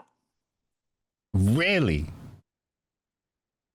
So when was the first date then? Okay, he left working at that dealership in April. And we But- started dating in May. So wait, you had a husband though? Well, yeah. Uh-oh. If you can call him that. Yeah, exactly. I mean, he was a fucking asshole. Yeah. But Rich knew that. And Rich was like, hey, man, this is my girl when she inside this building. And was very protective of me. Shout out to Rich. Shout out to Rich. So then that May, you guys started dating. Mm-hmm. Was you sneaking around behind Paul back? Yes. Oh, man. How'd you do that? Our dates were held during the day when I was supposed to be out, be at work. So you guys would do lunch? Mm-hmm. Did you guys ever get nasty during the daytime? Uh-huh. Let's go. He said,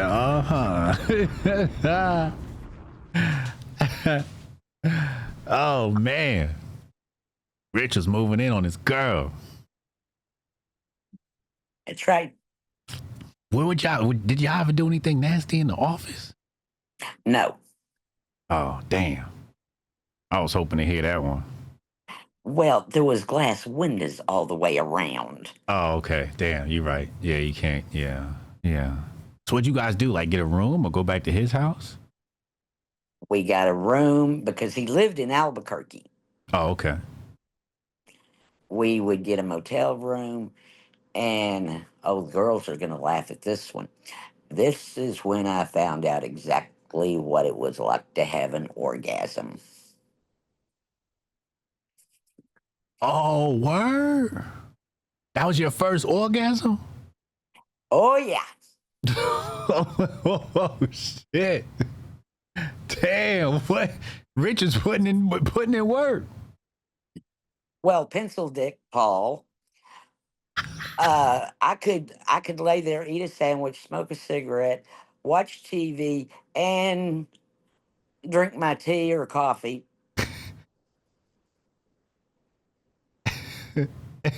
And wouldn't know. Couldn't feel it. Never had an orgasm.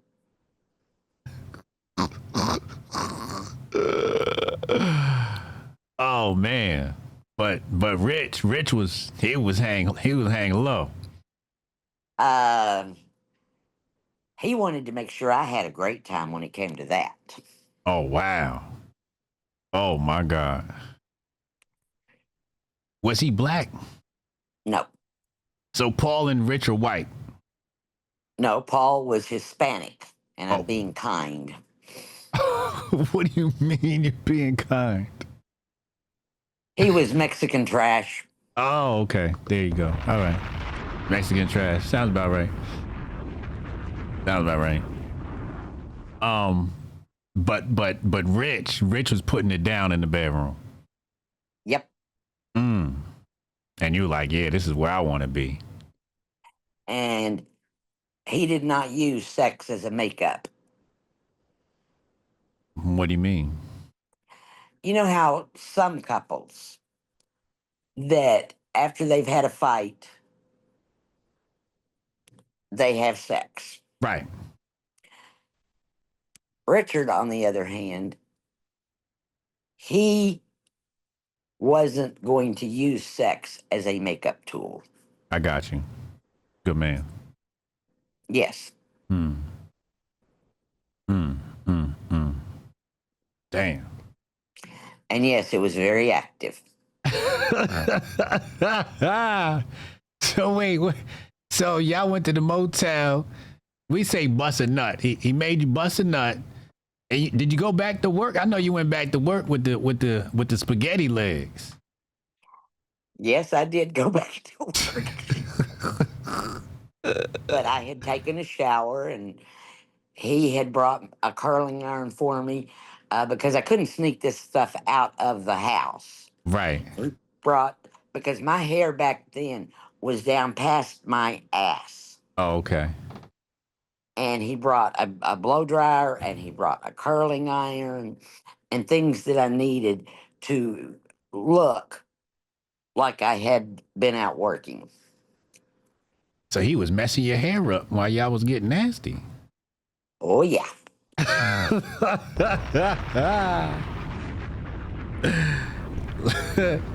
Shout out to Rich. Damn.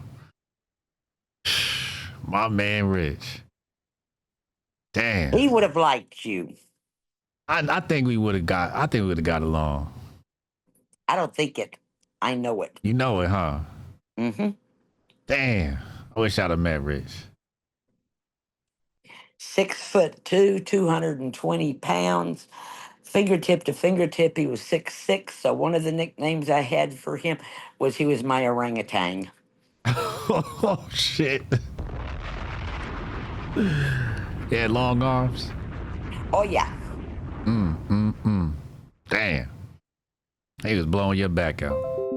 Mm-hmm. And you only 5'3", so I know he was doing the ungodliness with you. Uh-huh. Oh, this is great. Oh man, I love that for you, Liz. And he thought I was the most perfect wife and the most beautiful woman on the face of this earth. That's beautiful. That is absolutely beautiful, man. So how? So after the first nut, how soon did you leave Pencil Dick Paul? About a week and a half later.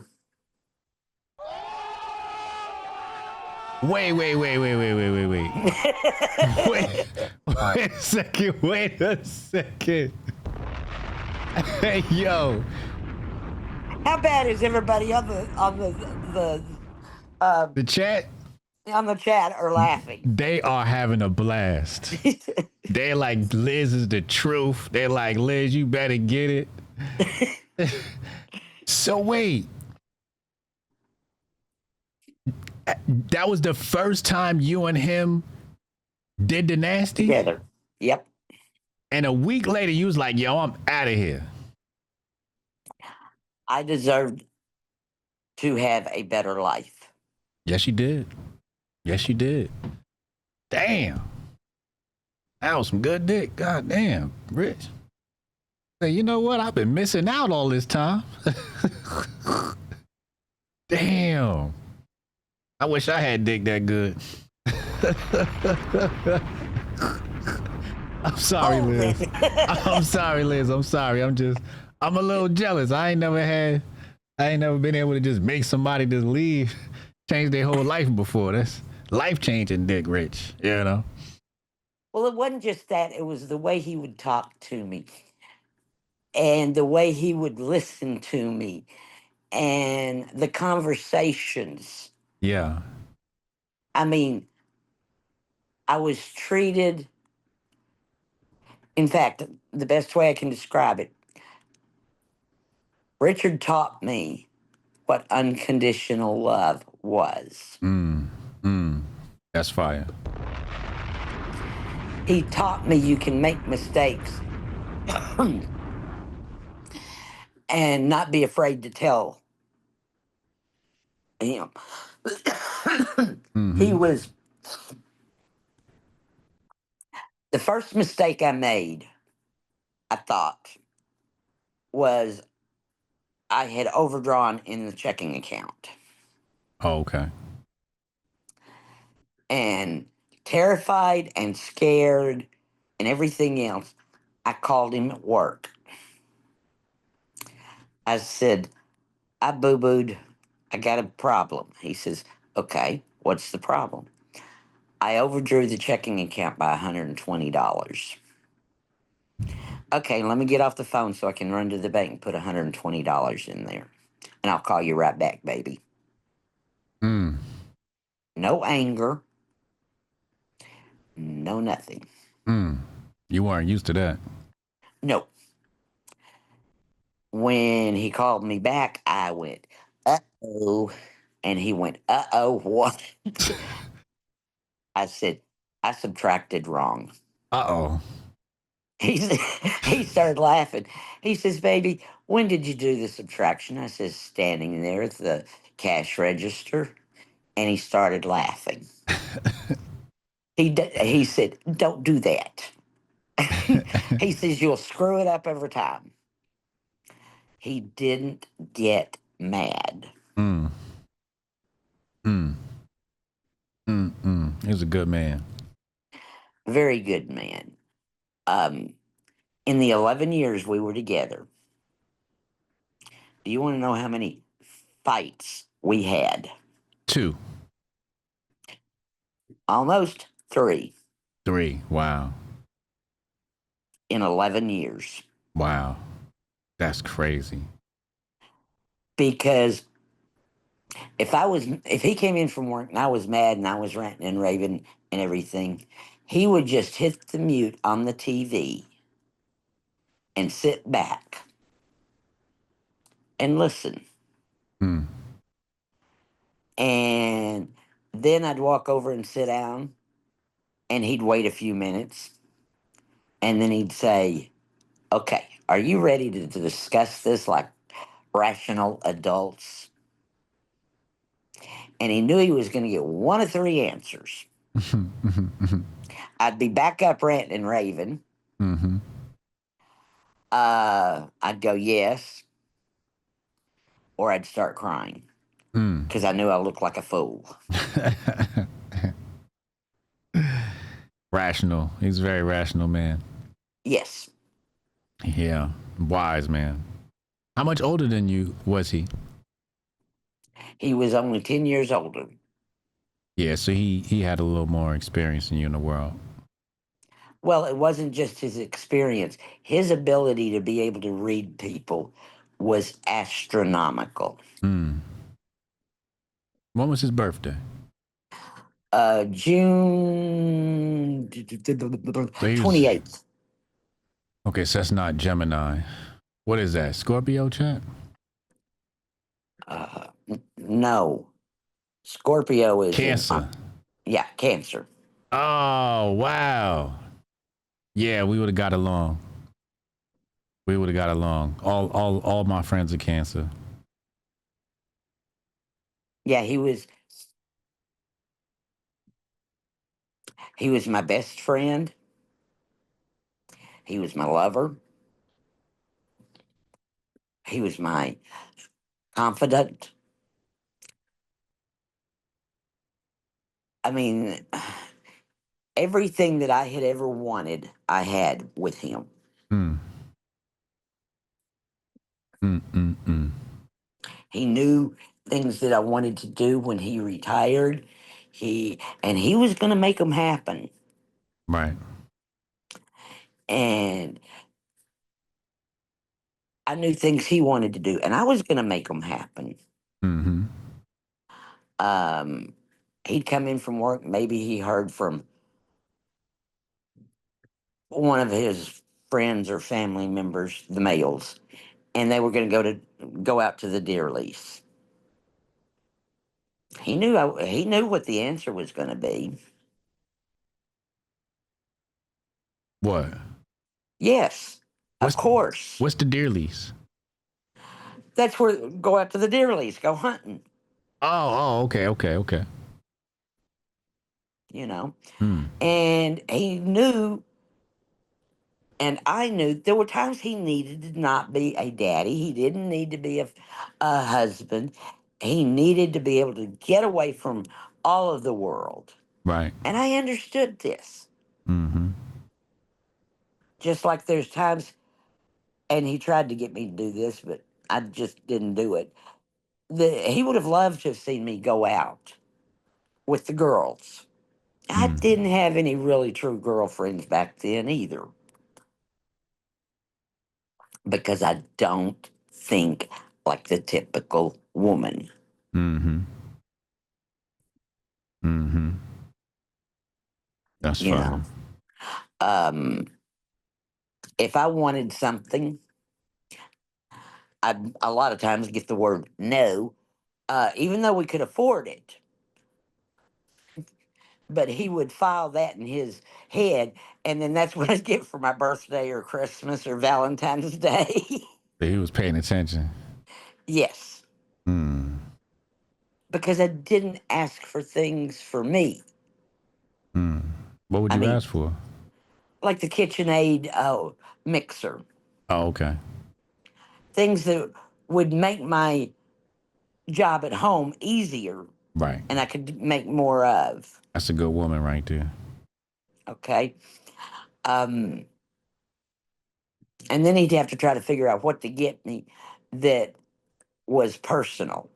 That's Right. the part that I drove him crazy over. Because well, I'll give you a good example. There were some shorts at Mervin's, and I told him about them, and he told me to go get them. I says, I'm not paying $99 for a pair of shorts. That's asinine. And they went on sale at Magooger's, and I called him up. You're going to laugh at this. And I asked him if I could go get them. And he went quiet. And I says, baby, he says, you have a car. It's full of gas. I know this because I put the gas in there last night. Right? Yes. You have a driver's license. Yes. Go- Not only do you get one pair of those shorts, I want 5 pairs of those shorts and 5 different tops. Well, I said, okay. But I thought I'd figured out a way to get out of that once he saw them because he said, I want you to have one pair of shorts and one of those tops on when I get home from work. Okay, not a problem. And I want the other ones laying on our bed. Okay. Well, I'd left the tags on them, and I had the receipt in my purse because the rest of them were going to go back. I didn't need 5 pairs of new shorts and 5 new tops. Yeah. My thing was, I was a wife and mother, and one pair of shorts and a top, yes. Mm-hmm. 5, no. Mm. Well, he comes home from work that night and pats me on my ass and tells me, God, those look good on you. And then he walks into our bedroom. He gets the scissors out of my sewing drawer. He cuts off the tags, cuts them into tiny little pieces, and throws them in the trash. And then he looks at me and he says, Where's the receipt? I said, My billfold. He says, Hand me the receipt. And I looked up at him like, Damn you. Took the receipt and cut it up where I could not have put it back together again. And looks down at me and he says, Now try taking them back. Mm. Well, you know that can't be done. Mm. I had jeans that I had been wearing for 4 or 5 years that still looked in great shape. Uh-huh. He was tired of me wearing those jeans. He wanted me to have new things, and I wouldn't do it. Mm. You know, he needed the suits and the ties and the dress shoes and the coats and everything. He worked in the public. Mm-hmm. He was in management. He needed to look sharp. Right. The kids, they needed to look good. They were in school and they needed to look nice. What the hell did I need to look perfect for? I Mm. didn't. Mm. Mm. And I know there's a lot of people laughing over there over that one. Well, somebody here said every man in the world deserves a Texas Liz in their life. Whoever said it, thank you. Shout out to Rona. I mean, I didn't see me needing to look like I'd spent $150. You know, It makes no sense. it doesn't. I mean, the day of my birthday, one year, the year that we got married, I went down and I bought my wedding dress, my veil, and 4 other formals. Mm-hmm. Guess how much money I spent? $100. Close, 75. What? All them Uh, on yeah, a what? You can't even buy a piece of a wedding dress now for $75. and so I called him when I got home. You got that from the thrift store? Nope. These were brand spanking new, never been worn. Bridal shop. What? It's in Walmart. Nope. I said a bridal shop. I called him. He asked me if I found my wedding dress. I said yes. And I said I bought my veil and I bought 4 formals because we did go to formal functions. Okay. And he said, "How much did you spend?" He thought I had wiped out the checking account, the savings account, and maxed out all the credit cards. Hmm. Nope. And I told him. And in his head, he's seeing very plain looking dresses. Mm-hmm. Well, we're talking May here. What happens in the month of May? Right. Yes, but what activities happen in the month of May? Cinco de Mayo. Sing, uh, high school graduation, Oh. junior prom, senior prom, all of Oh these, yeah. all of these special occasions. Yeah. Well, they've got to get rid of this stock to get the New Year stock. My wedding dress covered a Hollywood king size jail bed. That's crazy. He's thinking it's a very plain looking dress and like to fell over when he saw it. Mm. Mm. That's the reason I wanted our wedding in June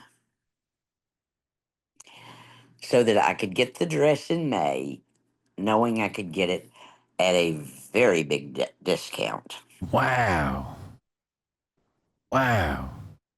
Some women don't operate. I'm saying a lot of women don't operate like that. They trying to get the dress at the most expensive time. They not trying to figure out how to get the discount now. Well, the only thing he did is I wanted to strangle him. He was giving me a surprise birthday party that night, and I didn't know about the surprise birthday party.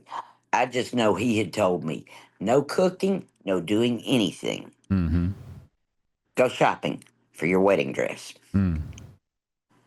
Well, all of these people start showing up, and these are women that $900 outfits, $1,000 outfits are coming to this party. Mm-hmm. Richard's taking them back to our bedroom and showing them these 4 formals, my veil, and the wedding dress, and telling them how much I spent. I did the same thing. Can y'all believe she got all this for $75? Well, my wife can't. My wife, I wish she'd learn how to shop, are the type of comments he was getting. How many enemies do you think I made with these women? Oh man, they couldn't stand your ass. No. Who's this cheap bitch? And it's not that I'm cheap. I just know, how many times do you wear the wedding dress? Once. Right. Okay. The formals, Mm. I may wear 2 of them a year. Mm-hmm. I can always, with accessories, change the formals up where you're not going to remember that formal was worn a year ago. Right. Okay. So it's not that I'm cheap. I'm common sense. Yeah, you're being conscious. You're being financially conscious. Being frugal. And whereas most women are wanting this year's model, Right. what the hell are you paying for? Mm. Keeping up with the Joneses. Right. Mm-hmm. I don't need to keep up with the Joneses.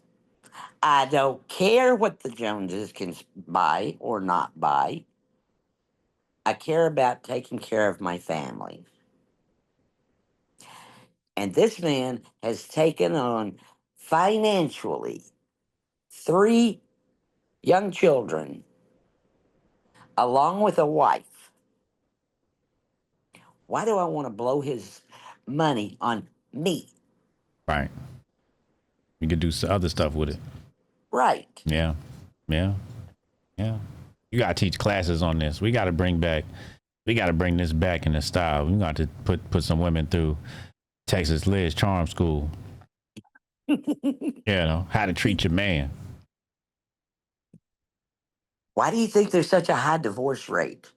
Because so many people, especially women, it's always, what can you do for me? Not what can we do for our family? Ooh. Ooh. Oh man. Oh, that's a hot button right there you just pressed. You Nah. work to you work together to have a great marriage. Right. It's 100% of yourself constantly. Mm-hmm. It's not 50-50.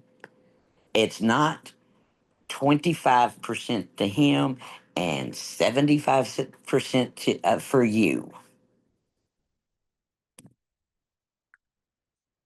Yep. Yep. They always trying to figure out what's good for them, but really it's about what can we do for us. That's a bar. Mm-hmm. That's a bar right there. Now you see why I don't have many women friends.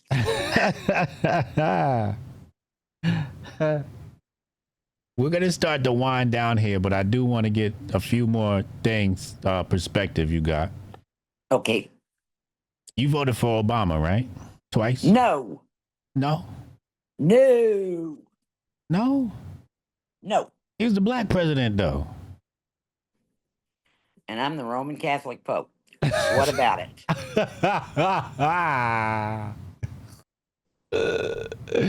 Why you ain't vote for Obama? First black president? It had nothing to do with color. So It why? had to do with his policies. Oh. Damn. So you didn't think his policies was. No. I'm going to change America. Right there, I knew he wants to turn this country into a communist country. Damn. Damn. Okay. And if you look at his eyes and you really look closely into his eyes, those are dangerous eyes. Oh. Do you think he's black? I know he's a queer. Oh my lord. Oh Lord, how much? And that's from doing research to make sure that the guy that was telling the stories in the first place was telling the truth. I mean, he was a coke addict.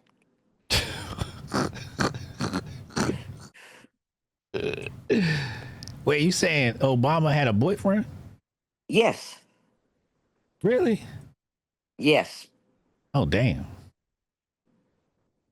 Well, he wasn't really his boyfriend. He just gave him blowjobs because he'd get his coke for him.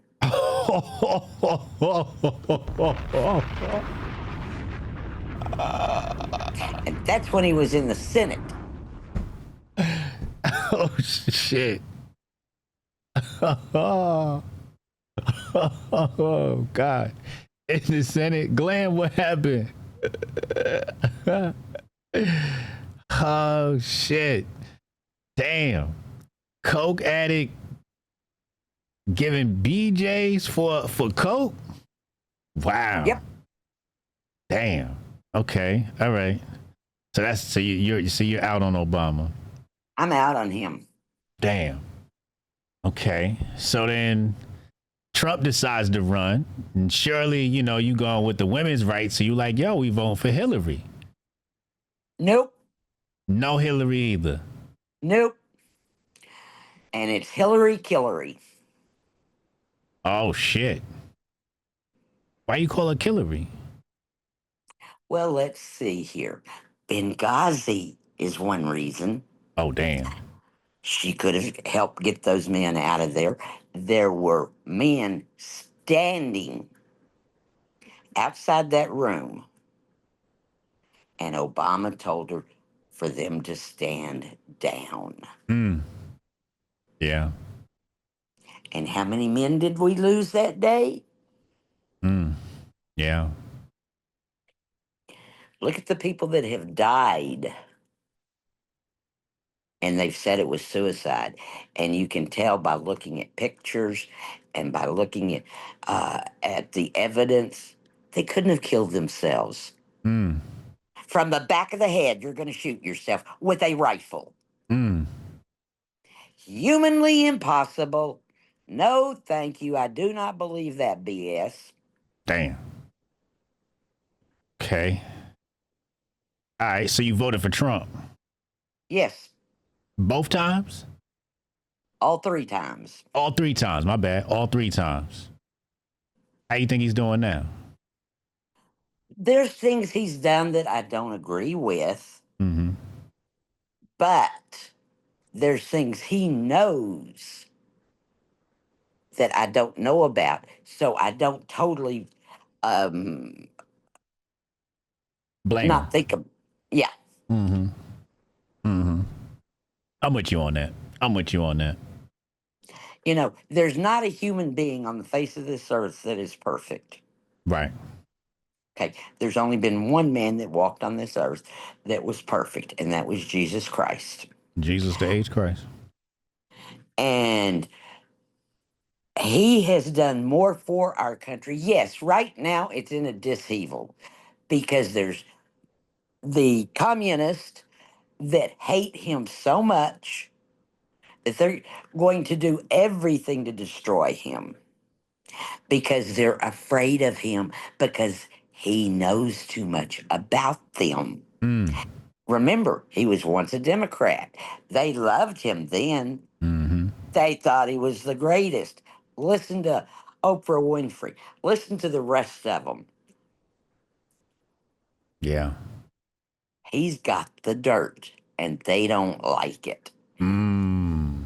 Damn, he probably got a kill switch on it too. Well, I know of at least 5 times that his life has been threatened. Yeah. Yeah. Yeah. Wouldn't that make you suspicious? Why are they out to kill this man when just a couple of years ago they thought he was the greatest? Right. Okay. I know he's not a bigot. Mm-hmm. Uh, Parks. What's her first name? Rosa Parks? Rosa Parks. Who paid for her rent for years and nobody knew it? Mm. Now, would a bigot do that? No. Uh-uh. Wow. Wow. I mean, you have to really study, listen, and he talks to where we can understand him. He's not using, for a lot of people, the everyday $50 words. He calls a spade a spade. Yeah. Yeah. Talks to the everyday man. Hmm. Iran has been after us for 50 years. Iran? Iran. Mm. You got problems with Iran too? Well, do you want to be told who you have to worship? Do you want to have? Do you? I don't know if you have any daughters. I know you've got sons. Yeah, I got daughters. Yeah. Do you want them being beaten? No. Do you want them being raped? Nope. Do you want their clitoris cut off at 6 and 7 years old? Oh my. Oh Lord Jesus. That's what Iran doing?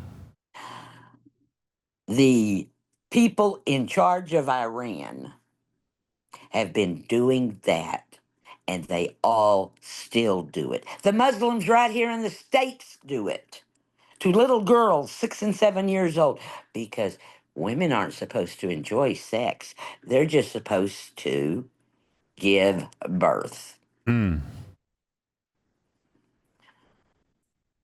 So, do you think we should have Muslims in America? No,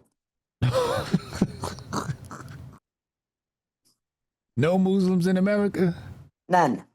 There's in their book it states lie to the infidel. So that's telling them Be nice to their faces until we take over. So you think they trying to take over? I don't think it, I know it. Mm. In the 60s, one of them, I don't remember his name because, I was a little girl, but came on national TV and stated, "We will destroy America." Mm. Damn. So what about the Declaration of Independence and the Constitution? They don't got rights under the Constitution? They don't want to follow those rights. Look at Shara Law. Mm. They can kill a woman who may not have done a damn thing, but her husband or her father or her brother, and they turn around and kill her. Mm. Mm. Damn. So you must not be too much of a fan of Ilhan Omar. Oh, hell no. Are you saying that Muslims shouldn't be in Congress either? Obviously, right? No. Mm. There should not be anybody, and this is my opinion, there should not be anybody that was not born and raised in this country in office. I agree with that. That makes sense. Yeah. They're coming over here trying to change us to be like they were. Then why the hell did you leave your country in the first damn place? Pack your shit and get the hell out. Go back.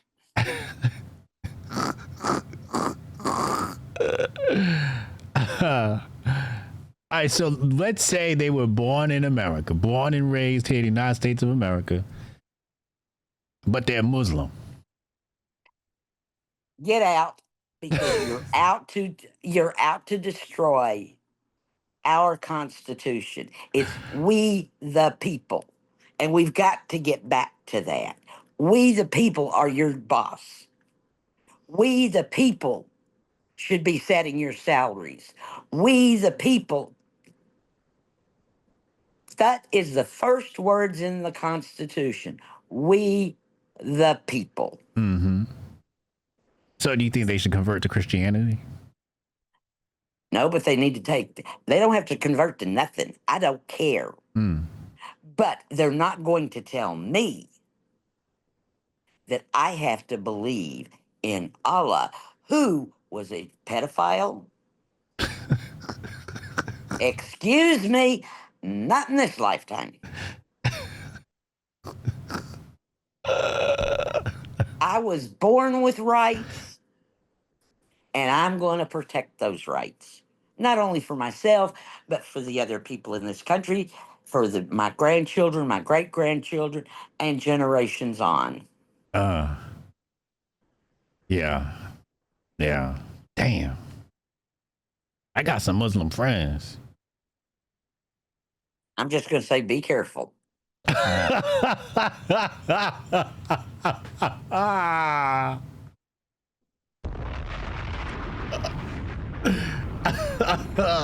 I have read from cover to cover the Quran. Did you? Yes. It said not to trust them? Well, let's see here. Besides what they do to girls and women, they also, there's two ways that you can do this. You can pay their tax, Yeah. which you then become a servant to them, Okay. or they're going to kill you right then and there. Damn. I got to watch my back around them. Yes. Damn. And I don't say that to be vicious. Right. I say that because of the fact I've read the book. Yeah. Lie to the infidel. Mm-hmm. Doesn't lying also mean to deceive them? Yeah. Okay. Why would I want that? around people I love and care about? Good question. It's a good I don't question. want somebody deceiving people I care about, Right. much less those that I don't know and don't. It's not that I don't care about them, it's just I don't know them. So, do you think we should kick him out the country? Yes. Thomas Jefferson said that we shouldn't allow Muslims in. That is not, not a religion. It is an ideology, Mm-hmm. and it is a political ideology. Mm-hmm. Why do you think I hate Abbott so much? Greg Abbott. Yep. Mm-hmm. Why you hate him? Because he's down with the Muslims? Look at the millions of dollars that he has allowed them to have Mm. in the state of Texas. Damn. Shit.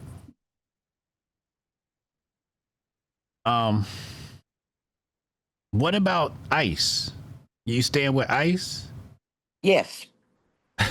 If you are here illegally, Uh-huh. then you need to get the hell out and come in the country legally. Yeah. I don't want. What would these countries, now think about this a minute, what would these countries think if we snuck into their countries illegally? Yeah, they wouldn't like that too much. They'd kill us.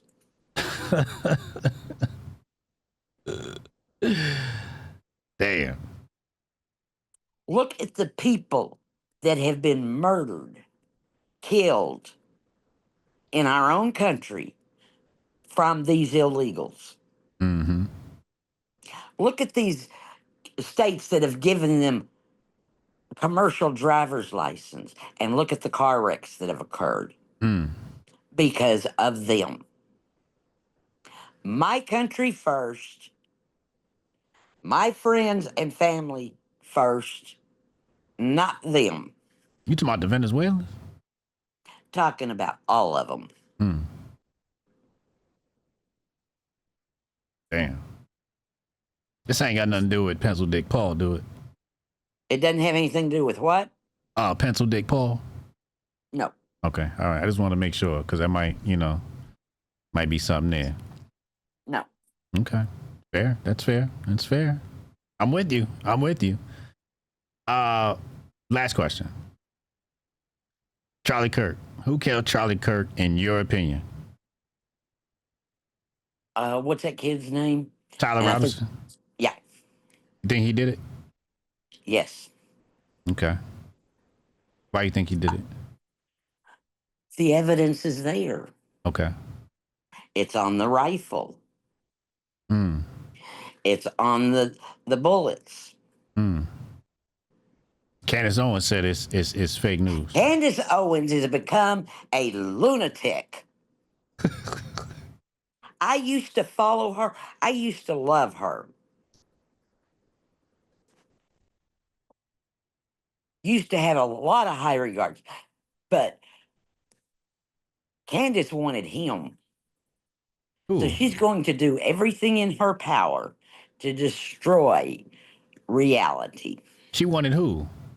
She wanted Charlie before she married her husband. And look who her husband is. Who's her husband? Her husband is part of the communist group out of England. Oh, wow. Oh, damn. So wait, you think she had a little love thing for Charlie? A little love thing.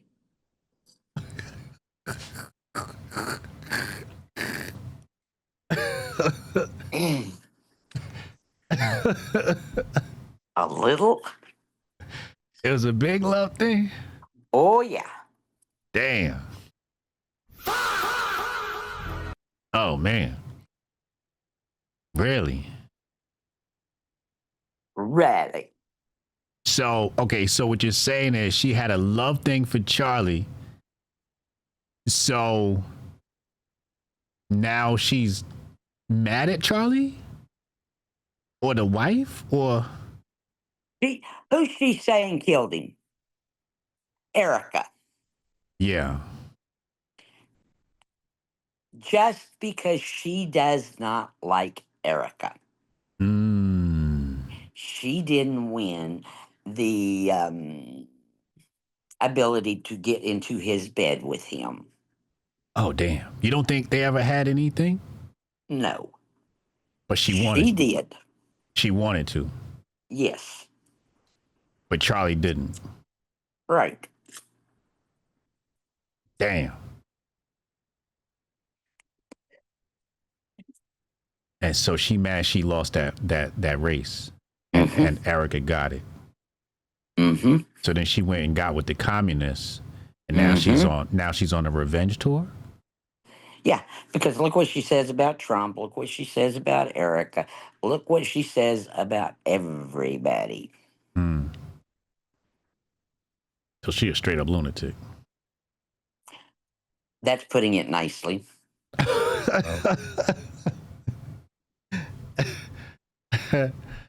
Damn. Dead. Oh man. And I know that you've probably had throughout this interview different comments that are negative towards me, which is fine. You're allowed to have your opinion just as I'm allowed to have my opinion. I haven't had one negative opinion about you yet. Oh my goodness. That's surprising considering how I've gotten attacked in spaces.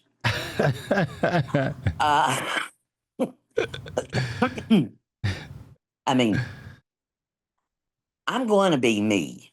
Yep. What you see, what you hear, I want people to know I'm real. I'm not a bot. I'm not a whatever other terms you can come up with. I do my research. Grifter. Yeah, grifter. I do my research. Like, okay, the ship incident. Chip incident. Yeah, the one in which ship is it?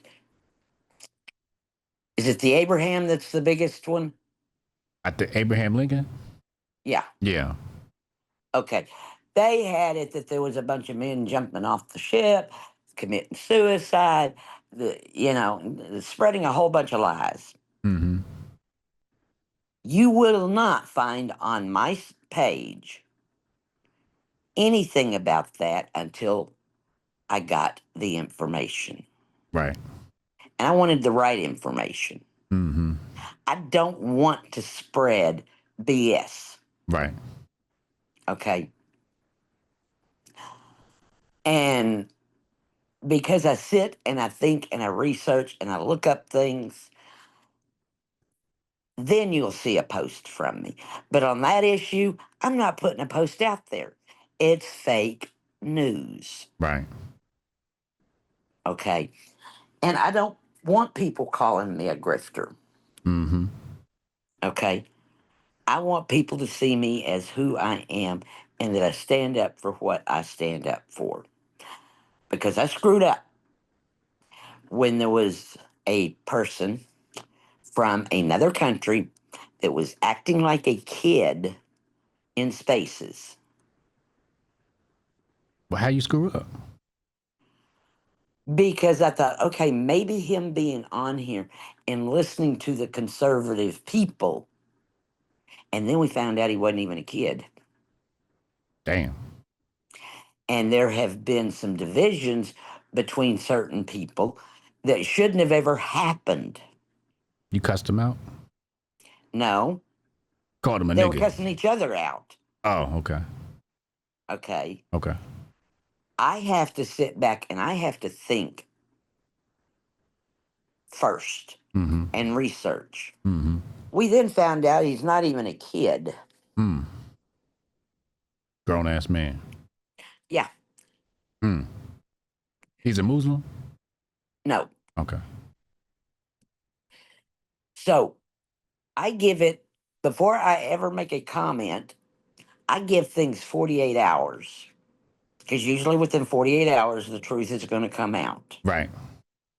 Okay. Then maybe I'll make a comment. Mm-hmm. But when I make a false comment, I look stupid. Yeah. And I don't want to look stupid So how'd you mess up? by the fact that I made a comment that maybe it is a good thing he's on here. He's getting correct information. Mm. But then I found out he's not even a kid. Oh, he was on here on the internet false flagging it. Yeah. Okay, I see what you're saying. And you fell for it. I fell for it lock, stock, and barrel. It's hard. It's hard these days. A lot of deception on the internet. Yes. Yeah. And I get pissed off at myself. I don't get pissed off at anybody else for being stupid on an issue. Right. I get pissed off at myself Mm-hmm. because I want to be truthful and real. Yeah. That's real. That's real. And if somebody doesn't like me because I am trying to be truthful and real, then I wonder if they're ever truthful and real. Mm. Mm. That's one thing I know we'll get from you is the truth, or how you actually feel. We know we're not getting no deception when we dealing with Texas Liz. Thank you. You know, I want to see you win. I think you need to be. I think you need to be out there more. You need to be on Fox. You need to be on ON. You need to be on all these stations. And if I ever get a chance to plug you in, I'm gonna plug you right into the machine because you definitely need to. People need to hear from you. I think you could lead this country back into the right direction. Well, thank you. You do not know how much that means to me. I believe it. I believe it. You know, you got your head on straight. Well, to me, besides my family, I have a lot of people that know me on X. Mm-hmm. But I have a number of people like yourself that you see the real me. Right. I mean, I get into a space with you and I don't have to sit there for hours and then ask for a mic. I walk in and all of a sudden I'm getting a mic tossed at me. Mm-hmm. Mm-hmm. Yeah. Always on my stage. And to me, that is a big honor. Mm-hmm. Okay. Because I am basically an unknown. Right. Okay. I'm not saying I'm not known. I'm just an unknown. I'm not up there with you and Shell and Punch Bowl and a lot of those people. Right. And so when I walk into your spaces, because I catch you on, I don't feel that I deserve to do anything but give the truth. Yes. Because if I'm giving the truth, then I'm not going to hurt you. Right. If I give you fake, then I'm not only hurting you, I'm hurting myself, but I'm also hurting God. Bars. Bars. That's why we love you. That's why we love you. Before I let you go, can you do me one favor? Sure. I have a collection of people who have said my name on my soundboard. If you could just say my name so I could record it from my soundboard, that'd be amazing. Okay, how am I going to do this? Okay. Thank you, Hotep Jesus. There it is. Got it. Liz, this conversation has been a roller coaster. And I appreciate you for having this chat with me. I'm going to let you go now. But if you ever want to come and discuss any topics that's happening in the media, hit me up. You always got a platform here. Thank you. Absolutely. Now, DM me any links to your socials, GoFundMe's, or websites you want. So when we put this on YouTube, people can connect with you. Okay. All right. Are you going to put it on X? Yeah, it'll go up on X and YouTube. Make sure I get it on X because I'm going to have other people listening to it. All right, we'll get it up on X just for you. Thank you, dear heart. And God bless you. God bless And you. you keep doing the great job that you're doing. I will. Always. And everybody in the listening section, thank you for listening to me.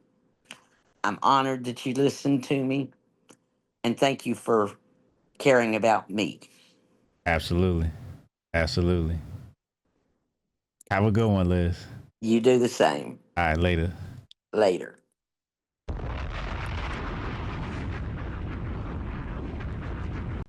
Are you 30 plus and worried you won't have enough money for retirement?